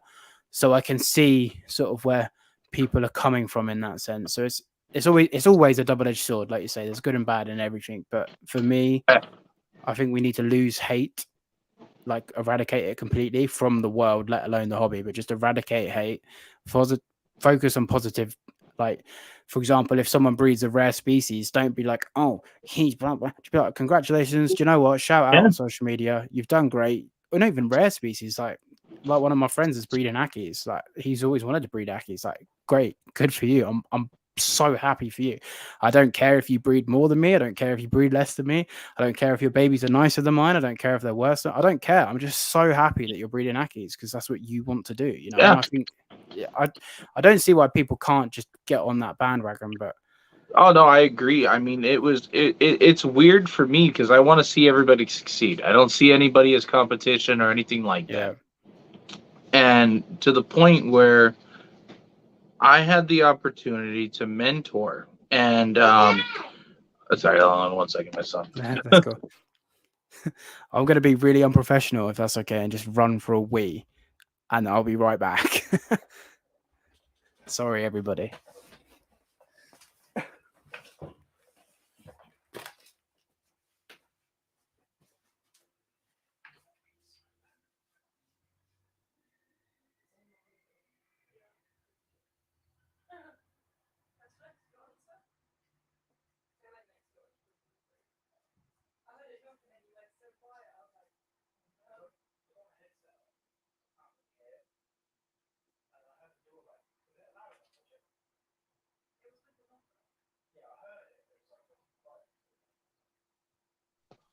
All right, I'm back. Sorry, guys. Lucian, he just got up, so he's asking like 1,000 questions. It's how he does. Darian, the Cobras still don't love me. But let's see. I'll catch up on comments real quick while he's away. Let's see. Yeah, Zebra Spitter. Anybody Green Mambas, remember correctly. Oh yeah, dude. We those roads where I go herping, it's nuts. Like you should, if anybody ever comes out to Arizona and just wants to go look for reptiles and go out herping and stuff, message me when you come down. I would love to take people out and actually go and show you what we see. Because where I go is actually pretty cool. So I remove our local rattlesnakes out here in my area. So we actually relocate them in a certain area, and their population went from, okay, maybe you'll see one or two, and now you see tons of them. And so now that I'm starting to keep venomous again, I actually collected a couple females, and they ended up having babies. So now I'm over here with 18 or so baby Western Diamondback babies. And here I'll actually show you guys what I'm talking about. There they are, right there. That's just all babies, just chilling out. And it's crazy that the amount of babies that they have. Sorry, I was keeping everybody in pain. Yeah, no, sorry about it. Literally, like I said, I've not long. Well, I got in 30 minutes from getting in. Oh, you're good. Yeah. So, did we get any questions in the comments whilst I've just been? No, ranting? I was. So what I was. I forgot totally what I was talking about for you. Oh no, my mentor. The whole with the positivity thing of being happy for one another.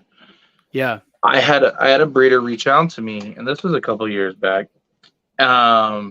And he wanted to expand from leopard geckos. And he wanted to move into breeding tegus. Okay. Yeah. And I don't know if you know this or not, but I actually keep over 40 tegus. Okay. Yeah. And so we breed and everything else like that. And so he's like, I want to buy. He saw that I was selling some juveniles, and they would have been ready to breed the following season. And so he wanted to get a group of them. So he came, and I let him pick out the group that he wanted, and I made sure to sex them right there in front of him, show him how to do it so he can do it himself. And then that's when he really explained to me, hey, I want to breed these. Can I do that? And I'm like, okay, well, let's switch this one, that way they're not related. And so then I was like totally cool. Then he was like, well, I had somebody before you tell me that they didn't want to sell to me because I said I wanted to breed them. I was like, I don't care. You do. You want to breed? I'm all for it. Yeah. And he goes and he was like, I don't want to be bold, and I don't want to be like overstepping. Would you be willing to teach me how you do things, like how you breed them and stuff? And I was like, I'll teach you the whole 9 yards. If you want to learn how to do it, I'll walk you through it. Yeah, good for you. And we went through the whole process, and I'm super proud of him. Is he took everything that I taught him and he ran with it. Now his first year, I think he produced 68 or 67 baby tegus. Yeah, good for him. Good for you. And it was nuts that like, and I thought it was awesome that he did that. But I got so much. What blew my mind the most was I got so much backlash from people like, aren't you now? You just funded your competition. You just did this. You did that. I'm like, it threw me off. Like I don't see it that way. I just helped another breeder achieve something he wanted to do.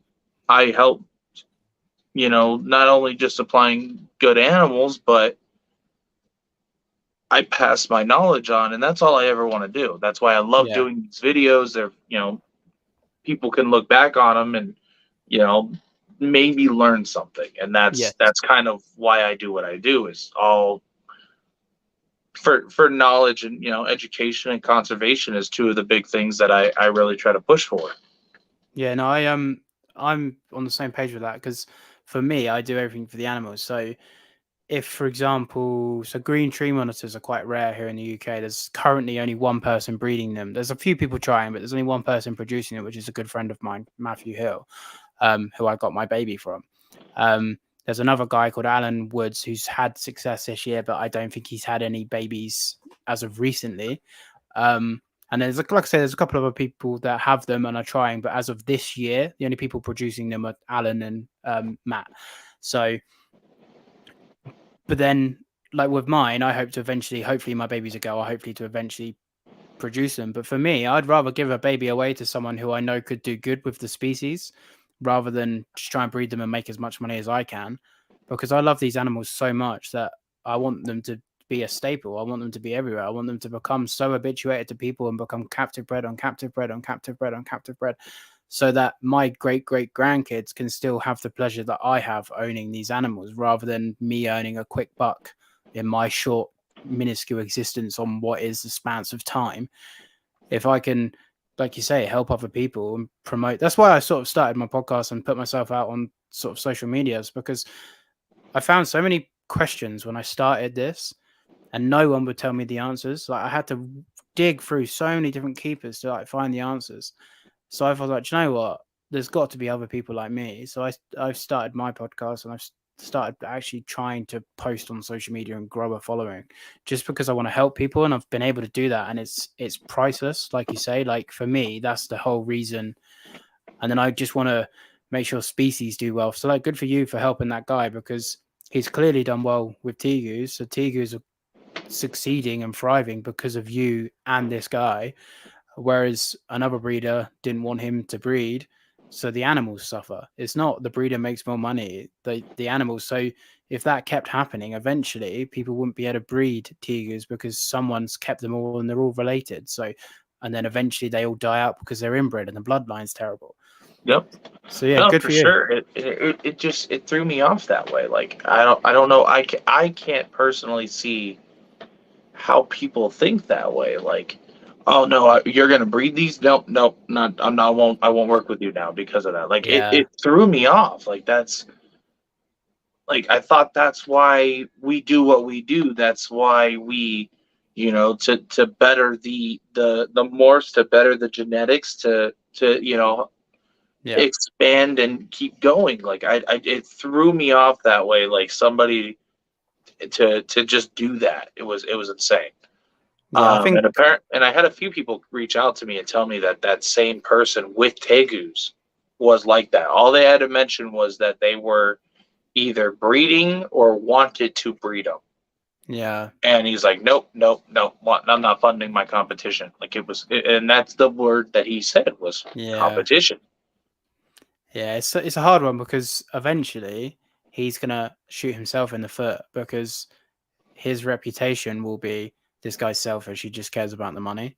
Yep. And if you're looking at it from a business point of view, which by the sounds of it, you and I don't, but if you're looking at it from a business point of view, for business, you're better off being polite, friendly, reputable, always at the end of the phone. Like for me, all of my animals, regardless of what they are, they come with a lifetime guarantee, their lifetime guarantee, and more so that I will be at the end of the phone, no matter the problem, no matter the issue. If I can help, call, message. And like I had a kid, I think I'm forgetting his Instagram name, so I'm sorry, but he came and picked up 3 Akis from me, and I think he was about 12, come with his dad, and they're right into reptiles. And this kid's first monitors. They've got chameleons and ball pythons and other bits and bobs. And he's absolutely infatuated with them, loves them. And like they send me update pictures, and the dad messages me and he's like, oh, he absolutely loves them. And for me, that's priceless, like that's worth more than anything I can earn. The fact that I've helped a kid start his monitor as a journey, Right. And you just can't put a value on that. Like for me, the Akis aren't that, I don't make that much money on Akis because I just don't. And again, I'm not breeding them anymore, so it's by the by. But I don't do it for the money even if I wanted to, because I don't make that much. And 2, the money for me comes second to third to everything. Like the husbandry comes first, then the new home and how enthusiastic and how much they're going to sort of love and be interested and continue to promote like the welfare and knowledge and just love and passion of the species, and I want to try and sell to people that are going to have the same mentality of me, in the sense of, okay, you want help, I'll help you. If you want this, you want that, I'll help you, rather than people that are going, nope, I've got this and I've got that and I'm going to do this and I'm going to do that. For me, you're never going to thrive as a business person, let alone a reptile breeder, if you've got that mindset. Yep. Oh no, for sure.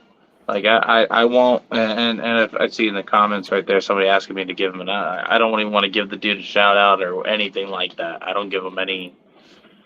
I don't give that dude any clout. I just let him do his thing, and eventually he'll fall. It. Yeah, just leave the negativity. That's it. Just literally leave him to it. Leave him to that, and eventually karma, she gets everyone eventually. So one thing I'd like to point is, I have a list of questions for you, right? Yeah, go ahead. I think I haven't even got. I think I've only asked. Let's see. I've only asked 2. Okay, good. And we're already an hour and a half in. That's cool. Quick fire. Go hit me with it. I got you. Okay, so out of your collection, what would you say is your absolute favorite animal? Okay, so I'll be quick with it, but when I was 7, you're good. So 21 years ago, I saw a picture of a green tree monitor in Reptile magazine, and ever since then, I wanted one. I fulfilled that dream 2 years ago, and now I own 3.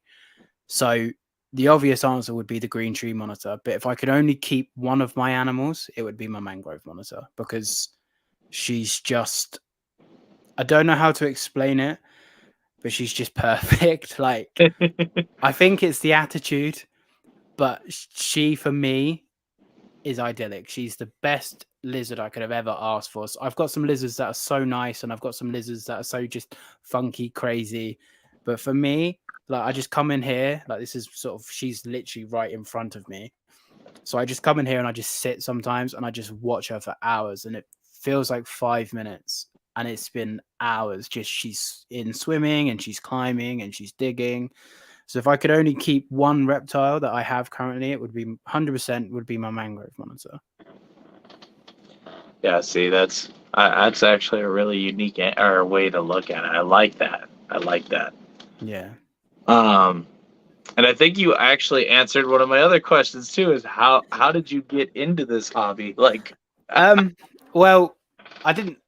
So I don't know why, because I'll be honest, my dad doesn't really like snakes at all. Can't really. He does. My parents were good in the sense that they didn't, because fear's taught. So if your parents are scared of spiders or snakes, you're more than likely to be scared of spiders and snakes. So yeah, we Moy the mangrove. We go way back. But yeah, we thank you, man. Appreciate the support. Keep doing what you do. Keep doing what you're doing.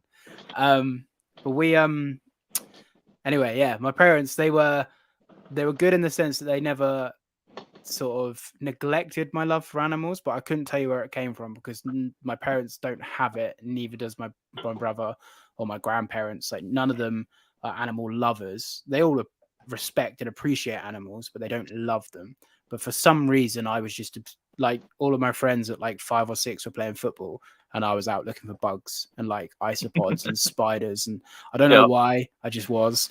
And then around 7 or 8, I got my first lizard, which was a Sudan plated lizard, but it didn't last very long because my parents were like, no, this is too much. We shouldn't have got you this, blah, blah, blah. So then it went. And then I had a corn snake at like 15, 16. And again, it didn't last very long because my parents were like, you're too busy, you're this, you're that. And then they sort of made me get rid of it. So I didn't really have many pets growing up, but I did. My dad won't watch this, and I also don't care. But I did used to order like praying mantises online and secretly keep them on my bookshelf, like, because I wasn't allowed pets. Mangrove boys for life. Yeah, so I used to like secretly order bugs and have bugs like in my teens and not tell my parents that I've ordered these bugs, and like secret and like sneak off to pet shops. And I used to like nick one cricket out of a pet shop box just to feed my praying mantis, so I didn't have to buy a whole box, and my parents know that I had bugs. And then I officially brought my very first reptile for myself when I was about 19. But I've just always loved, I couldn't tell you why, but like growing up with Steve Irwin, and just, you have that affinity to dinosaurs. And for me, it never stopped, and it just kept growing into, like, I say to people, like, for me, it's not just a hobby. Like, you might like cars, or you might like watches, or you might like just going to the pub with your friends. But for me, it's like an internal, intrinsic passion. Like, it's more than just a hobby. Like, I love these reptiles come before like everything. You know what I mean? I can't explain it other than it just is part of my soul. Like, especially monitor lizards. I'm very lucky that I found my niche. But all reptiles, all animals, but monitor lizards, for me, they're just part of my soul. And I don't know why I waited so long just to keep monitors. I think it's because the hobby were like, no, you can't keep monitors, they're advanced and they're this, and they sort of put me off, as much as it's true. But you can keep anything with enough experience and enough space and enough time. And I've spoken on that a lot by saying to people, like, if you want to get, for your very first reptile, you want to get a tree monitor, for example, because they're quite an advanced monitor. If you just buy a tree monitor and you've never kept a reptile before, it probably will die, or you have to take it to the vet. But if you spend 6 months reading, 6 months watching YouTube, so that's now a year, you spend 6 months shadowing someone who has them, going to help, teaches you how to do humidity, teaches you how to keep a decent basking spot, teaches you silly tricks like having deep substrate with like leaves on top to hold in humidity, having a bigger water feature, silly little stuff that you learn with your corn snakes, you learn with your bearded dragons. And if you spend that year of doing your due diligence, you can get a tree monitor. But if you want something like a tree monitor, you can't expect just to buy it, because like I say, it's not your right. And that animal deserves more than you just hoping. And I've done it. You know what I mean? I can talk from a point of experience. Years back when I used to keep, I'd see something and have an impulse purchase. And I'm glad I've sort of learnt that now, that it's wrong. And I think as well, the problem is with the hobby, a lot of people go, no, you can't do that, and it's wrong. And people don't listen to that. People don't, if I say to someone, people don't respond that way. Exactly. So I start with going, I messed up before, and I've done that, and I've made those mistakes. And you're not a bad keeper as long as you're not as long as you're willing to change to benefit your captive. You're not a bad keeper. You might be doing it wrong now. Same as me. There's some stuff that I could critique, like in my stuff now. I'm not an expert, and the day I think I know it all is the day I'll probably pack it all in. Right. Because I want to grow forever. You know, I'm not an expert. I've got a little bit of experience and a little bit of knowledge, but every day.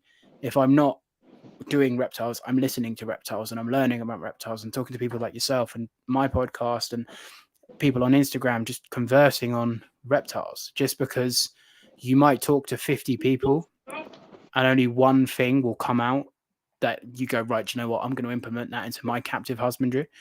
But it's worth it, because we all love talking about reptiles. We all love nerding out over reptiles. That's sort of why we're here and listening to like us nerd out about reptiles. So, but I don't know when I got into it. I officially got into keeping at 18, but I've been into reptiles my whole life. Long-winded answer, but there you go.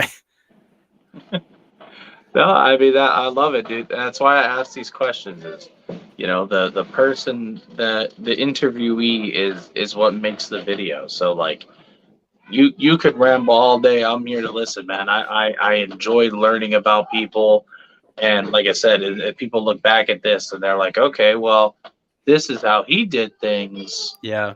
Maybe I should listen to him and kind of do things from there. I mean, like there's a question at the end, and I'll explain back later on in the video of why I asked that question, because there's so many people like that will actually watch just that segment and listen to what we have to say about it, and it's pretty cool. Okay. It'll be towards the end. I love ending it with that question. Well, you answered my next one. What was your first reptile?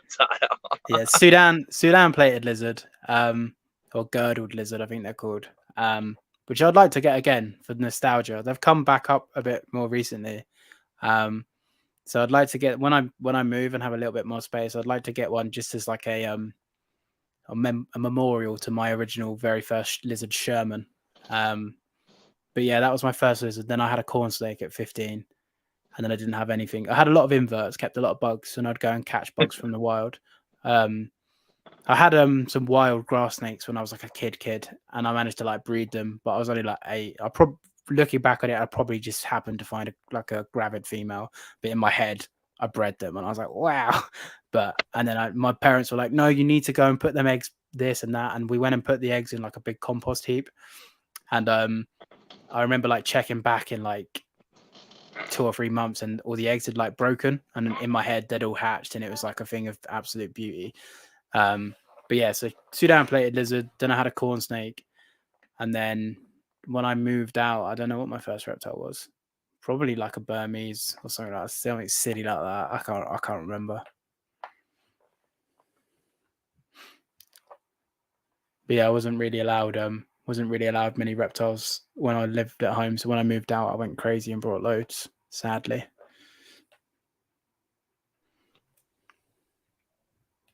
I lost where I was. I got so many questions. First pet you asked me just then. Yep, there it was. First pet. Okay, so what is your favorite species to work with? My mangrove. It's hard because mangrove boys, bro. Yeah, I've only got one. It's hard because I don't recommend them because they are nasty, but yeah, they're not nasty. They've got an attitude. They've got an attitude problem. Yeah, but it's hard because I only have one, so I can't compare. Because you've probably found where you have a multitude of the same species, no two animals are the same. Like my tree monitors, I really enjoy because I have 3 of them. One being 5, one being 3, and one being 9 or 10 weeks old. So I've got the beauty of all 3 personalities. So I'd probably say my tree monitors, just in the sense of like the diversity. But my mangrove, I don't tell any of the others, but my mangrove's top of the tree. She's my favorite. Yeah, it's mangrove for life. It's all right. All mine know that it's a mangrove hand down, or like all my followers know that I am I just am fascinated with the mangrove monitors. They're just such intelligent animals. They don't get too giant like the Asian water monitor, but I mean with intelligent level, I feel like they're on par. Yeah, they are smart. And like I tell everybody, with great beauty comes great attitude. Yes, it does. Yes, it does. So let's see. So, what's your most anticipated pairing or hatching this season? So all I breed at the moment is Akis. I have a feeling my Timors are going to lay any day, but I don't know for a fact because they're an incredibly shy species. That'd be really cool. So for me, I'll be honest, I'm more long game. So I've got 2 boy green tree monitors and a baby, which I hope will be a girl. So green tree monitors in say 3 years, all being well. Hopefully next year, mangrove monitors, if I can steal my mate's boy. And because both times my mangrove, she cycled for me this year twice. And both times I pinpointed the start of fertilogenesis and the end to the day. So I knew exactly when she started and I knew exactly when she laid both times. So I'm pretty confident. And that's not me being like, oh, big headed. That's just me. I know her very well. I have just one mangrove. I spent a lot of time with her. I can tell when she's slightly off. And I don't know if you find, but I found with Mango, she doesn't bloat and swell up massively when she's got eggs. And she doesn't. They hide it really well. Yeah. And she only laid 3 eggs first time round and 2 eggs second time round. She's like I say, she's only 2.5 foot. She's only a little girl. That's actually about average. Is even Yeah. my female. I think I've only ever seen her lay 3 at one time. Yeah. I knew they weren't big clutches anyway, but I've seen like 4 or 5. But where she's quite small, I didn't expect her to lay that many. So hopefully, I can get her to cycle again and steal my friend's boy next year. My Timors should be breeding this year / next year. I've got a pair of Tristus, which will be up to age and size probably next year. So they'll be breeding hopefully for me next year. And then behind me is a baby peach throat who's actually been out. You probably can't see because the lights are too bright, but he's actually been out, which is nice. And hopefully in 3 or 4 or 5 years' time, when it's fully grown, I can source an opposite sex. I say he, I don't know if it's a boy or not, but it's literally that big at the moment. It fits in the palm of your hand. It's tiny. Yeah, so hopefully I can breed those. And I'd really like long term, once I have space, which I don't at the moment, but I'd really like to try and do rudicolus, so the roughneck monitors. I'd really like to try and give them some justice. Yeah, that's probably a 10. Yeah, it's probably a 10-15 year plan when I have space, because I'd want to do 2 massive enclosures with a doorway between. And really try and give them a bit of justice, because I feel like they get a bad rap. So I'd like to try and do those down the line. Be pretty cool. Yeah, I like roughnecks. They're pretty cool animals. yeah, they're very More unique. of a they're unique, especially when it comes to like if you're when you try to compare it to most other monitors, they're in a realm of their own. Yeah, they're more bird-like almost. Yeah. Yeah. So what is your goal as a breeder? The first thing that came into my head was to make sure that these animals don't disappear. That was the first thing that came into my head. Just spread love and education with something that's touched my life so importantly.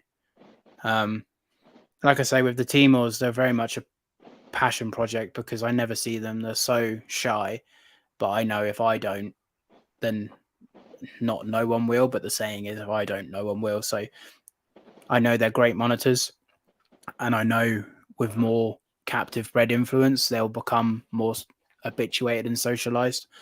So it's just a sense that they don't just not even. I don't even mean it in the sense of like the invisible arc, in the sense of like saving them from extinction. I purely just mean so people can just enjoy them like I enjoy them and just spread the love and passion. I think that's my, like I say, getting that kid his first Akis and seeing his face buying his first Akis. That for me is my biggest goal as a breeder, just to inspire passion and curiosity into others. I think is my biggest goal. And then if I can make a little money as well, that's quite nice. But that's not the goal. Morbid, what up? And no, I appreciate that. I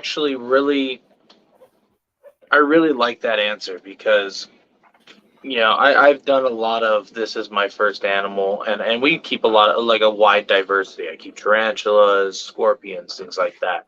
Yeah. And when I have a kid come with their parent, and they tell me, oh well, this is my first animal, my first reptile or whatever they're getting right there. You know, it's always exciting watching their excitement, their expressions. Like, I mean, the slightest movement of the animal, and they're captivated. Like they're so ready to like mess with this thing, to get Yeah. involved with it, and I love it. I love doing that. Most times when kids come to me and tell me that this is their first reptile, and like you can really tell, that it is. Yeah. Most times I end up just giving them the animal. I don't even charge them. Yeah. I end up just giving them the animal, and I'm like, here you go. You have the setup already. I've already approved it. Yeah. Here's the animal. Send me updates from time to time, and I'm cool with do it. well with it. Enjoy it. Yeah. Like, I have fun. Run Good wild. for you. Yeah, no, good for you. And I love doing that, and it's cool. Like, you've never seen a kid light up that much, like other than like Christmas, when they first get they get the animal that they've wanted for the longest time, and they get their first reptile. They light up like it's Christmas Day. Yeah, that's what I want to do. It's like I say, with kids, it's different because you're starting them out on their life journey. But like, I put a post about this on my Instagram, and it's like the first time I've ever really experienced like pure serendipity. So like just pure, just unfiltered, just passion, raw, just oh my god. So we went to a show. So like it wasn't like a reptile, it was just like a country show where people like had farm animals and like tractors and bits and bobs like that. In the UK, they're quite common. Oh, it was like a fair? Yeah, I guess. Yeah. So there's just basically like loads of different like we just call it country stuff, but there's like sheep and there's Country pigs. stuff. Yeah, that's just what it is. It's just country stuff. That's called my backyard. there you go. Well, my girlfriend's parents, dad is a farmer. My granddad used to be a pig farmer. So for the UK, we live in rural areas of the UK because the UK is pretty much just houses and it's disappeared. But we went there, and I said to Fee, my girlfriend, I said, "Oh, I hope there's reptiles." And we were walking around, and there were reptiles. I was like, "Oh, great!" And I went in and looked around, and I was talking to the guy that worked there. And I was wearing like my monitor top and had my logo and stuff. And he was like, "Oh, you like monitors?" And I said about what I keep. He's like, "Oh, we've got a massive white throat over there." And I was like, "No way." He's like, "Yeah." I was like, "Oh, sick. Can I get it?" And he was like, "Oh, well, we don't let people hold it really." But he's like, "Go on, you can hold it." I was like, "Oh my God, wow." So when it's like this 5 foot of Bigularis, and I was like, "Oh my God." So I'm only like 5'8". I'm a little man. So there was this great big lizard and the little old me. And obviously people just assumed I worked there. I had the reptile t-shirt on. I was holding the big lizard, and I was educating these kids and adults alike. But it was really like surreal because I didn't see I didn't see the kids. I saw like myself when I was 7, looking up at the reptile guy, going, "Oh my God, mister, how cool is that?" And I could just sort of completed full circle. I was 7-year-old Paul was looking up at 20. I was 27 at the time.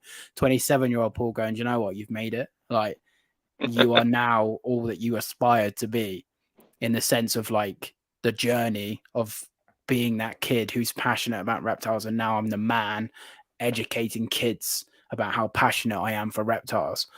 And it was mad. And I got there was this big, like 6'6" tattooed, like piercing guy, and he was like, "No, I don't want to touch that thing. Oh, it's disgusting, blah blah." And I was like, "No, come over here, it's so cool." And because I'm just like, "Oh my God," like it's just a passion. And he was like, "All right," and he's like, "Oh, I didn't feel like I thought." I was like, "It feels so cool. It feels like bone and scales and like osteoderms and all this other fun stuff." And he was like, "Oh yeah." And by the end of it, he was stroking this white throat, and he'd never touched a lizard before. And he thought he was probably 45, 50. He thought they were disgusting. And he was talking to me like you and I are talking. He's like, "Oh, this is actually all my life I've been wrong." And for me, that's priceless. So like you say, if I can get someone to come into my world for a second, and I can just show you that all that your parents have told you is a lie, and these animals are actually, just like I say, sentient beings, and they're cognitive. And like I tell a story of my Ackies. I've got Mac and Bonnie, who are like they're like lovers and they have their fling, and then Mac goes back to his wife Sven.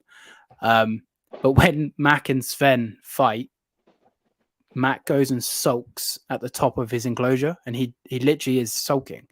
And I say to people like he's sulking, he's almost like depressed, and then I take him and put him back with his like love interest Bonnie, and he's all happy again because Sven's like the wife who nags him, and then Bonnie's the mistress, and you can actually see it in him, and his demeanor changes, and people are like, really? And I'm like, no, honestly, he like, it's almost like coming home and being nagged by your wife when he's in the enclosure with Sven, and you can see it in him, and people are like, oh, I didn't think that, and I was like, honestly, lizards are so underrated, you have no idea.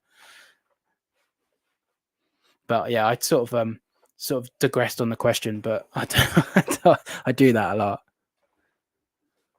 No, it's all good. I enjoy it. It was cool. As you know, like I say, like when we do educational shows, dude, it's incredible. And when we do them at like, we do not just schools. We do like home parties and things like that. And I love doing the in-home ones, like the kids like birthday parties and stuff, because there's all the adults that gather around, and you always get the one that is like, oh no, don't get that near me, I'll kill it, blah blah blah, like I'm scared. Yeah.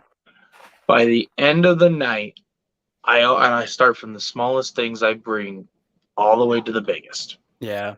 And I feel like it's like a like not a peer pressure thing, but like it's kind of like, you know, you're seeing all these little kids handling, touching, playing with snakes, and you're in the back of the thing, and you know you're over here.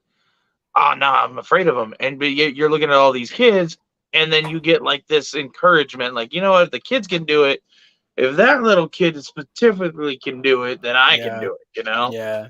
And you always get like, I don't want to say like they harass them, but they always joke around with the person that's like, you know, hiding in the back. Yeah. And so by the end of the night, every time I have the person that started the show that says I'm scared of them or I hate them or whatever, always holding the biggest thing that I bring every time. Yeah. And I love it. It's literally my goal by the end of the night is the first person that says I am deathly afraid of these things. My goal is to get them to hold something. Yeah. And almost every time by the end of the night, I've either got them in a picture holding the snake with everybody else, or at least taking a picture with me and holding the back end of the animal. Yes. And my joke is always funny with because if they don't want to, I'm the one that's always like, you know, at the bitey end. Yeah. And so they're always at the far end of the hit. So they're like, is he gonna poop on me? I was like, nah, it only poops on, and I'll look at their shoes and I'm like, oh no, it only poops on people that have white shoes. And then they'll look down and like, oh shit. Like it's always funny, like giving them that, like, the mess with them just a little bit to like kind of laugh, but it's nothing like, you know, super bad, anything like that, you know. Yeah, no, I'm not in a position to do so now. But I'd like to go into education. The UK makes it quite hard to do so. But I would like to go into education. Like my son, he's almost 5, and my best friend's little girl is 6 weeks younger than him. So when she comes to my house, it's always like, she's like, oh my God, can we get this out? And can we get this out? And can we get this out? And can we get this out? And half the time I have to say, we can, but you can't touch it because it will probably try and kill you. But for the most part, I'm like, yeah, of course we can. Yeah. So yeah, this just to inspire the love in others is definitely not necessarily my purpose, but my purpose, you know. Yeah, I love doing it. It's so much fun. Yeah.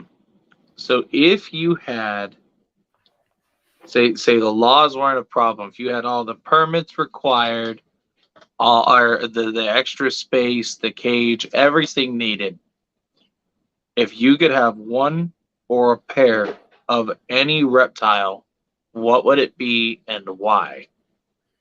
The first thing that came into my head was Parenti.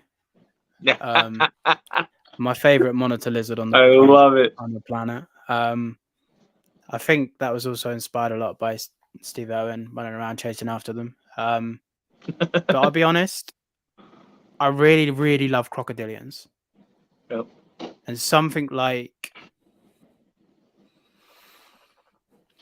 even just like Cuvier's Dwarf Caimans or just something like that. Because you can get them in the UK, but they're quite hard to get. So just for the sense of like, I can keep similar to a Parenti in the sense of Audatria from Australia. So I would probably pick some form of crocodilian and probably a caiman just because they've got that little bit of attitude. So yeah, probably some sort of caiman. Monitor lizard, it'd be a Parenti. And then if it was over that, it'd be probably, like I said, a caiman. Obviously, the option is obviously a Nile crocodile or a saltwater crocodile, but I feel like that's a bit of a cop out. Or even something silly like Chinese dwarf alligators. They're, like you said, they're quite cool. So probably a crocodilian of some sort, just purely because they're so hard to get in the UK. And for the most part, I can keep more or less what monitors I want. But yeah. And I love asking that question because, like you said, it's not that it's only just something that's hard to get over there, but if you could get it, you can do so much more, like conservation wise with that. You can have an insurance colony in the UK now. Yeah. And so, and I love that, and it's funny, you are now the second person to say Parentes on that question. It's because they're so great.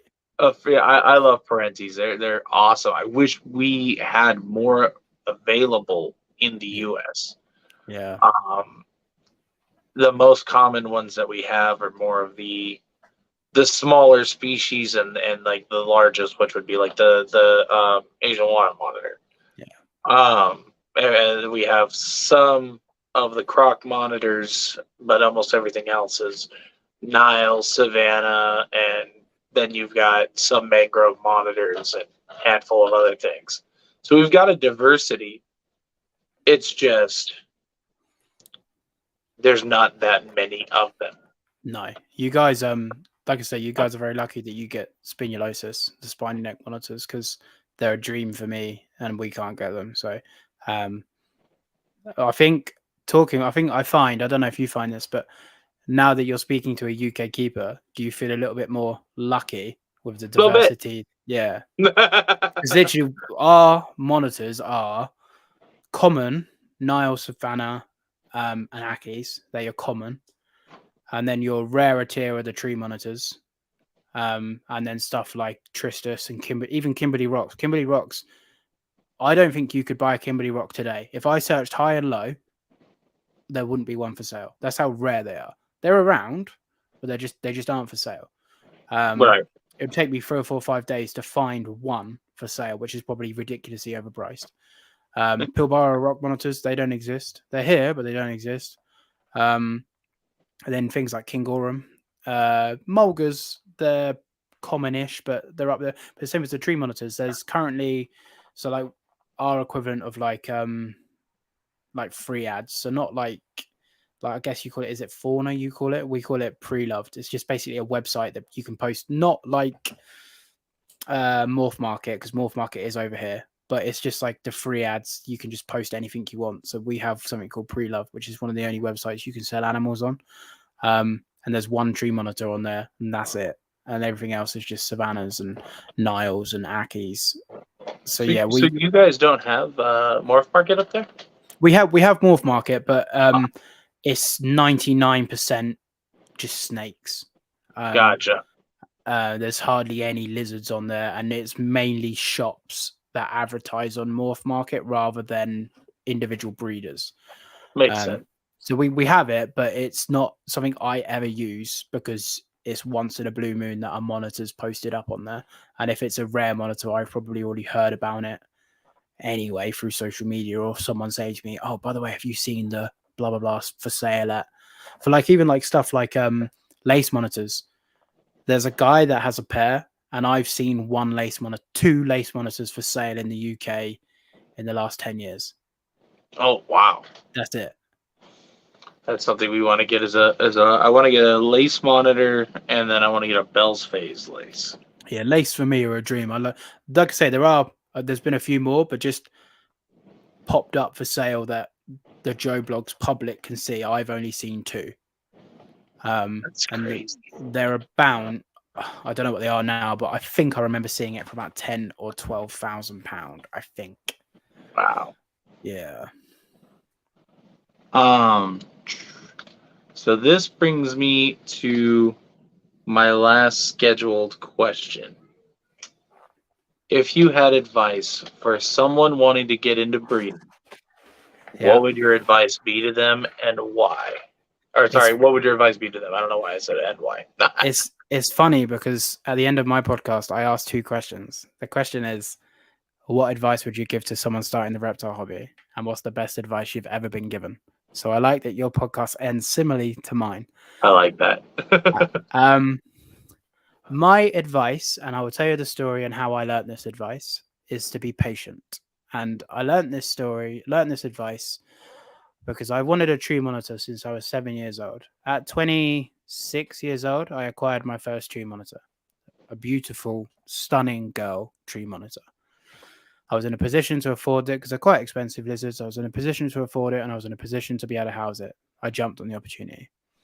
Literally, like fate, 3 weeks later, the most beautiful male, a luminous green, yellow, pink, became available the second, literally was up a minute, the second I clicked on the website, posted a minute ago, called him, said, I have it, no worries. I now have a pair. I've gone from a kid that's wanted tree monitors his whole life to having a pair of tree monitors. And in the UK, that's just unheard of. Like, they don't come up, especially females, people don't sell them. So, and like I say, at the time, no one was breeding them. There was no babies. People have got them, but no one had success. I had this pair of tree monitors. I kept them both individually for 6 to 8 months. Quarantine, both happy, both healthy. Introduced them. They started breeding, saw copulation, even saw the female hanging, started to swell up, signs of monitors breeding. I was like, oh my God. Came in from work one day and my female was locked with my male, which is uncommon. It can happen. Females can get a bit like territorial and a bit like sort of dominating or whatever. So I was like, okay. And I just saw a clear as day hemipene just sticking out, flower bulged. And I was like, whose is that? And I looked in and my female has hemipenes. So obviously my female is not a female. My female is a male. And my female had been kept with males her whole life. And she basically become my female, who is actually a male, had been kept with other males his whole life and become a subordinate male. So like sometimes lions don't grow manes so they don't get kicked out of the pride. I'd noticed this in tree monitors. So he didn't develop hemipenal bulges, didn't develop the bulkier head. I had 2 males. I was like, do you know what? I need to get a female. I need to breed. I was so devastated. I need to get a female. And then I had to stop and check myself. And I went, 7-year-old me would look at this and be like, do you know how lucky you are? Just enjoy your animals. And I was like, do you know what? You're right. This conversation I just had with myself. And I was like, you're right. And I waited a year and a half, 2 years, and I've just brought a baby from a very good friend of mine. And the baby might be a boy. And if it's a boy, I'm keeping it. And I have 3 boys. Big deal. Eventually, I will get a girl. And eventually, I will breed tree monitors. But I don't need to do it. I want to do it. I don't need to do it. So I don't need to rush. I just need to enjoy my animals. And when it happens, it happens. It's like when my team was. I'm very much like, are they breeding? Because they dig. And I'm like, Paul, just stop. You're so lucky to have these animals. Just enjoy these animals. And if and when they breed, enjoy it then. Until that day, just enjoy your animals. And that's my advice, is enjoy your animals and be patient. Like, you can breed tomorrow, you know? For now, just appreciate the majesty and the beauty of the animal that you're privileged enough to own. And that's my advice. For sure, man. I like that. That is, and I, like I said, I explained why I asked this question. Is I love asking this question because it's as if you're talking to your past self. Yeah. You know, you know, and that's the gist of it. Is every person I ask, when they think about this question, it's always as if they were giving them their past self advice before they were getting into what they were getting into. Yeah. And so I love asking that question. And there's also a few people who haven't even gotten reptiles yet. And they've messaged me and said that they will watch these videos and they majority like going to the end. Yeah. Just for this question, to listen to everybody and their advice on like if they were to breed, if Yeah. they were, you know, and things like that. And so they love hearing these stories and the advice on that. So I love asking that question. I love ending the live with that question.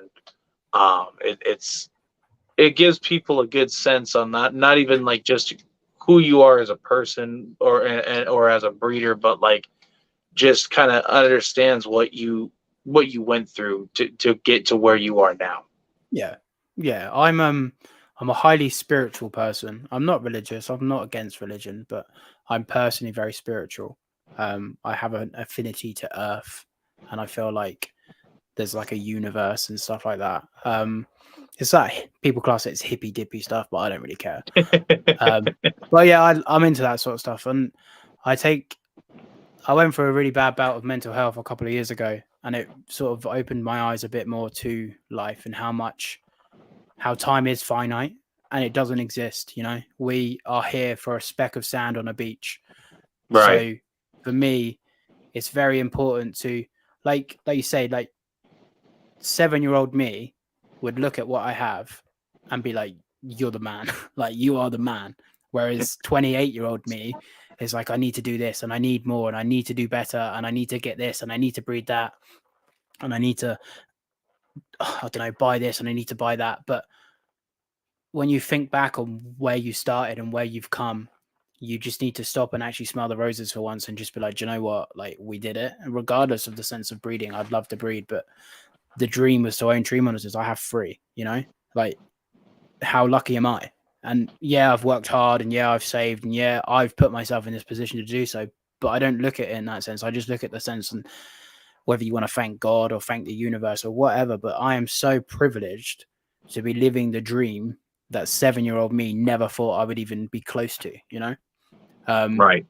It's even silly stuff like coming on here and having a conversation with people about reptiles. Like 2 years ago, I never thought I'd be in this sort of position where I can come on to talk to people about reptiles and have people come on to my podcast and talk to me about reptiles. Just in the sense of like, if you imagine it and put in the work, it can come true, regardless of what you're doing. Like, regardless to reptiles, like if you just imagine, if like you get in your car and you imagine you get to the destination, you'll never get there. You need to turn it on and you need to drive. You need to put Right. the zip code or postcode into the sat nav. So you need a destination. But you do the work, you do the driving, you know? Yep. You just follow. And sometimes it's nice just to drift off and take the scenic route and just stop and see the majesty and the beauty of what you've achieved. And then you can get back onto the road and then you can go back to breeding in a week, in a month, in a year, because it's always there, you know? It will always be there, but your youth won't. And your time to experience this stuff won't. So for me, as long as you're really appreciating what you have and just stop for 5 minutes, regardless if it's reptiles, just in life, just stop for 5 minutes and look at your situation and be like, where I was to where I am. And even if you're in a bad spot, this too shall pass, you know, I've been there, this too shall pass. And eventually you will look back and go, do you know what? I've learned a lot of lessons from that. And I'm really appreciative. And that's what's important, even in breeding. Learn from your mistakes, jot them all down. Be open and honest with other people so they can learn from your mistakes. Yep. And just keep moving forward and just keep enjoying the life that you're wanting to live, really. No, for sure. I mean, I think I've learned more talking to people and learning from their mistakes than anything else. I mean, you know, it's a big help, you know, and I don't want to say like it's their loss is my gain or anything, but I mean, as long as you share that knowledge with everybody, you know, it's not really a true loss. You know, you're sharing it with everybody, you're passing on that knowledge, so therefore it happened for a reason, you know. Exactly. And so I love this. This was a great live, and I appreciate you coming on and talking with us. You know, a lot of my people actually after this. All right, Tyler, no problem, brother. One team, one fight for sure. But you know, you got the Mangrove game. Everyone else, rubbish. Mangrove Boys for life. But But you know, no, for sure. I appreciate you having me on. It's been a great conversation. I've really enjoyed it. I've enjoyed your time. I've enjoyed your questions. For sure, yeah. And if maybe I'll end up jumping on with you, and Yeah, I'd love I'll to. that'd be a lot of fun. Yeah, no. Give me a couple of weeks. 'Cause I've got to get a few things sorted out. But I'm hoping to sort of switch location and get a bit of things because literally at the moment I've just have a pop-up desk and it looks like I have all the gear, but I really don't. So I'm trying to get a space where I can actually properly do it. I was gonna say you got more than me. I'm on tripod, phone, and then animals surrounded. Yeah, well, I'm surrounded by animals, but I brought the webcam and I brought the microphone and the fancy little alarm to look cool. But I'm on this all used to be a desk and then I ran out of room, so it's now enclosures. Appreciate you, Solo. But yeah, if you've got time, I'd be interested to know what is your answer to your very famous question. Has anyone asked you what your answer is? No. So what's your advice to someone looking to start breeding? Honestly, work with what you want and don't try to be in the hype. Amen. You know, at the end of the day, do this for something that you love and something that you want to work with. You know, I do this. I work with so many animals, and I always get asked, does it seem like work? You're once you wake up, you're in the reptile room, and by the time you go to bed, you're leaving the reptile room. And I don't see this as work. I love working with these animals. I love playing and dealing with them on the day-to-day. That I don't see any of this as work.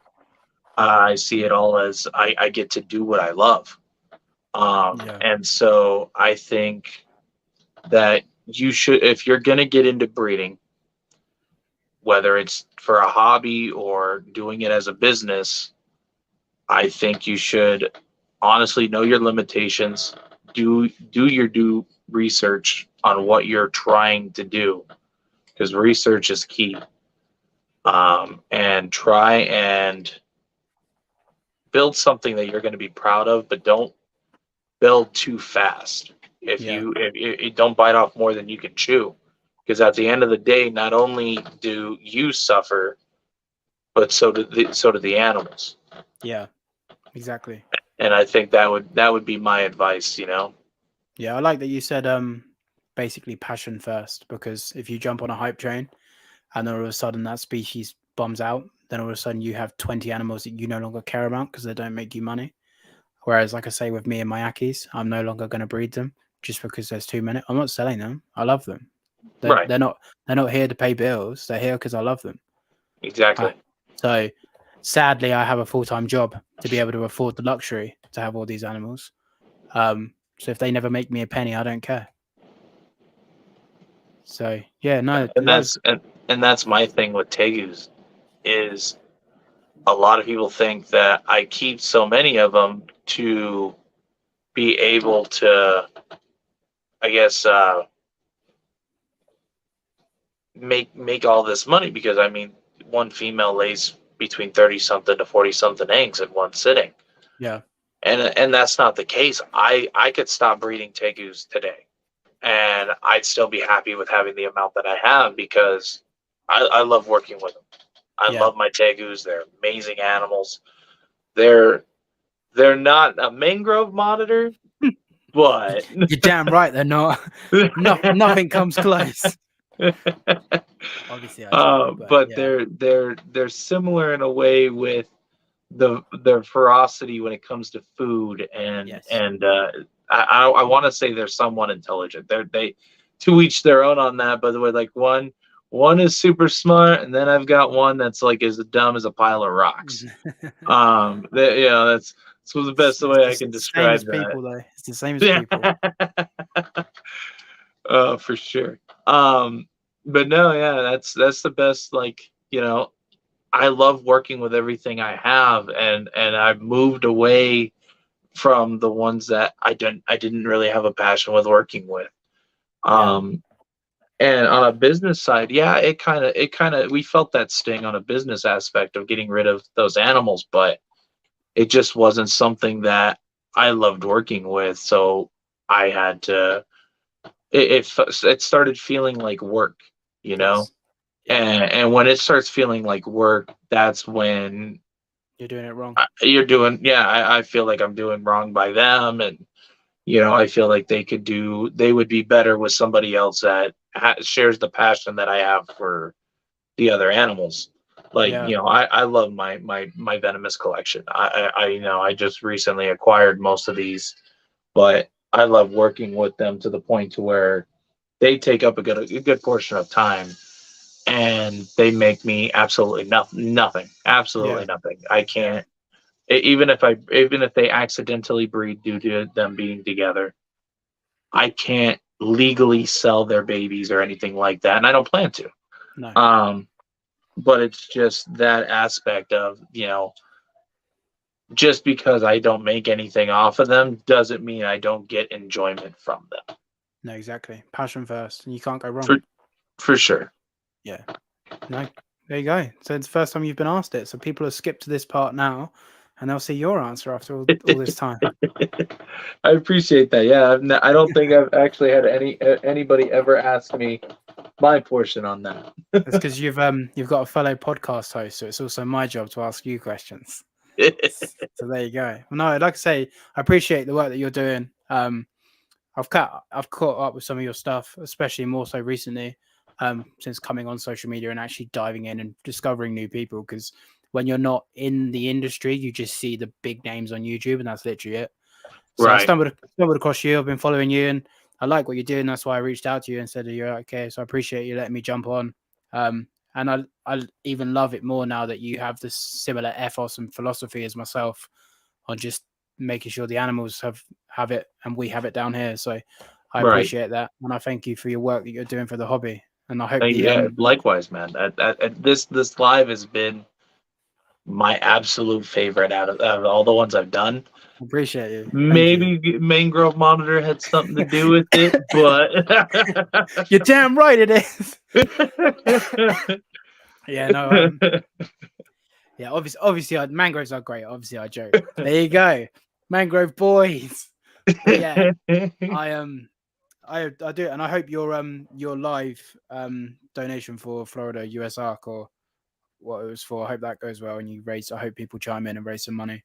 I appreciate that. Thank let you. me know when it is. I'll have to jump on. I don't know if I'm around because we're like 9 hours apart, but let me know. It is going to be early in the morning. It's actually going to be the same time that we started this. Okay, yeah. If so, yeah, message me some details, and I'll see what I can sort out for you guys as well. So. For sure, yeah. I mean, just having more people on and joking around and trying to bring light on different things will definitely lighten the mood, and instead of just like a push type thing. So it'd be awesome Yeah. having you on. But I appreciate you hanging out with us. Yeah, no, thank you And for having me for on. sure, we'll have to get more monitor people together and jump on and do this. And I think that'll be a fun time. Yeah, if you ever need like I say, if you ever need the UK monitor side to jump on, then just shoot me a message. I'm for sure. I'm normally And free. I like that, having that aspect is you're on the other side of the world technically, and Yeah. we share the same passion for the same animals. Yes. And it was a great perspective for UK to US, Yes. Yeah. So I thought that was awesome.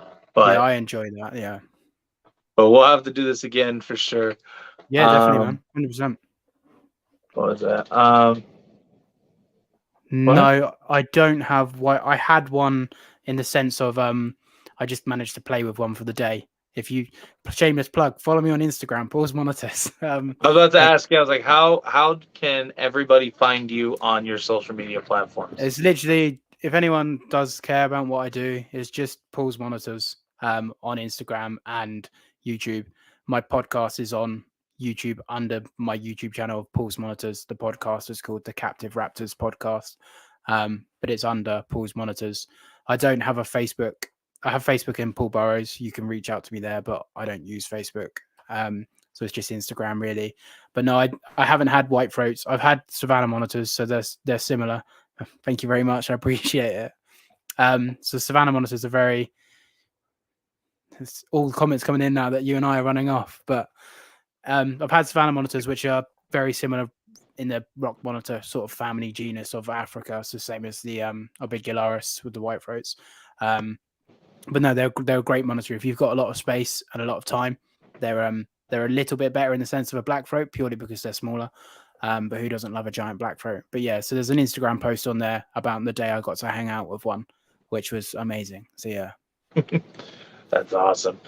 Yeah, we're actually looking at acquiring a black throat monitor right now. Nice. A juvenile. He's about 3 feet, and Oh, they're nice. like they're like he's a terror. I'm like, yeah, he'd be a puppy when I get him. They've got a nasty venomous bite as well, I've heard. Oh yeah, I've heard that it's put some people out for a while. Yo, I made the live. Eden's, you just missed the live. We literally were just signing off. You got to go back and rewatch it. It's been You're gonna have to go back and rewatch it. This was an amazing live. We're definitely gonna have to do this again. I had a blast. Yeah, me too, man. I appreciate your time. Thank you. All right, guys. You have a fantastic day. Thank you, everybody that jumped into the comments and hung out with us for this whole time. We've been live for almost 2.5 hours. Paul, I appreciate you sharing your passion with us, man. No, anytime. Like I say, thank you for having me on. Thank you, everyone, for having to listen to me talk about lizards. So, all right, everybody. We'll catch y'all on the next one.